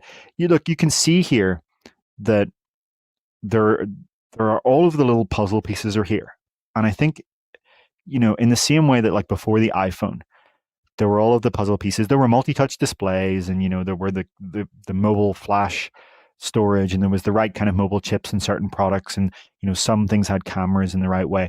You had all of the pieces, and then all of the pieces were there that were beautifully integrated into the original iPhone, but no one had quite put them together into the perfect package. I think it's also like with AirPods as well, like this idea of just integrating things into a package. The Nintendo Switch is a great example, right? It's a product that it's two products. It's the Switch and it's the dock, and together the Switch and the dock. And you could even argue the way that the controllers come off. It's all about this. How do you cleverly design multiple devices to come together into the same kind of the same system here? I think there's a lot of potential here. I think there's a lot of potential for somebody to come along and think about this from an end-to-end perspective of just how does this integrate in your daily life and relentlessly optimize all the things we're talking about here to make it really a really appealing product. Okay, so let's just get to conclusions. This has been quite a long show now. The conclusion, to be frank, is that this is a very, very much so a first generation product. It is, if you're a tech early adopter who's used to what it means to have a truly first gen product in a new category, with all the rough edges, with all of the issues, with all of the flaws, but you love to get the latest tech. You want to explore the flaws. You want to be on the very edge of the frontier, even if it means that you're basically a beta tester. $800 is actually not a crazy amount for what this is and how kind of compelling some of this stuff can be. But if you are the average consumer that wants to get this and use it as like part of your daily life without any flaws or rough edges, it's not the right product. We need to wait for binocular. We need to wait for cellular. This is so early. This is really an early product. This feels like, God, I don't know if I can even make an analogy to VR. Maybe like the Samsung Gear VR, Oculus Go, or something like that. It's some of the pieces are there, but it's quite clear that it's missing some of the core stuff to really be a very, very compelling product. I am fascinated to see where this evolves. I'm fascinated to see what the software updates will be like. I really want to see what the next generation looks like. I want to see how Apple and Google respond, right? What are their products look like in comparison? Can they be significantly better? Are they going to be worse in some ways? This is going to be a fierce area of competition. We understand that Google and Samsung are going to partner again for a product to compete with this next year. Apple is working on one, right? It's a very, very high priority at Apple to work on a competitor to this. I think this is going to be fascinating to see. So, unless anyone has any last minute questions, I think we can finish this up. Unless anyone has any last minute questions. So, if you do have a last minute question, this is your opportunity here. Steve Barr is asking, do we see a follow-up comparing the neural band to the Mudra Link? Sure. The thing about the Mudra Link is that it's a kind of generic input device. You would need to see. We're obviously interested in trying it, but there's no product that's designed for it yet, right? It's not like there's as far as I'm aware, at least, there is no waveguide glasses that have specific interface level gesture support for it. And so I would want to see that first. If someone, if one of these Chinese companies adds support for it, sure. What I do think we're going to see is we're going to be trying to get units of some of the competitors, like TCL Ray Neo is coming out with a competitor with binocular waveguides. We're going to try and look at that and see what these Chinese competitors are, for example. But the point of reviewing this is I wasn't reviewing the neural band. I wasn't reviewing the glasses. I was reviewing them as a product pair and the case. It's the whole system that comes together as a product.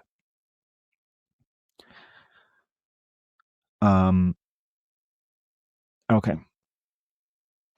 I think that's pretty much it. I think please go and read my review on UploadVR.com. This has been quite a week, and it's going to be quite a month. Expect reviews of the M5 Vision Pro and Samsung Galaxy XR. Thanks so much, everyone. This has been a very rare week of 2 VR downloads. I hope you enjoyed it. I hope you're enjoying all the news from Valve and elsewhere. If you're into games, VR games, there's a lot of VR gaming news dropping today as well. So please go and read all about that. Thanks so much, everyone. We will see you in the future.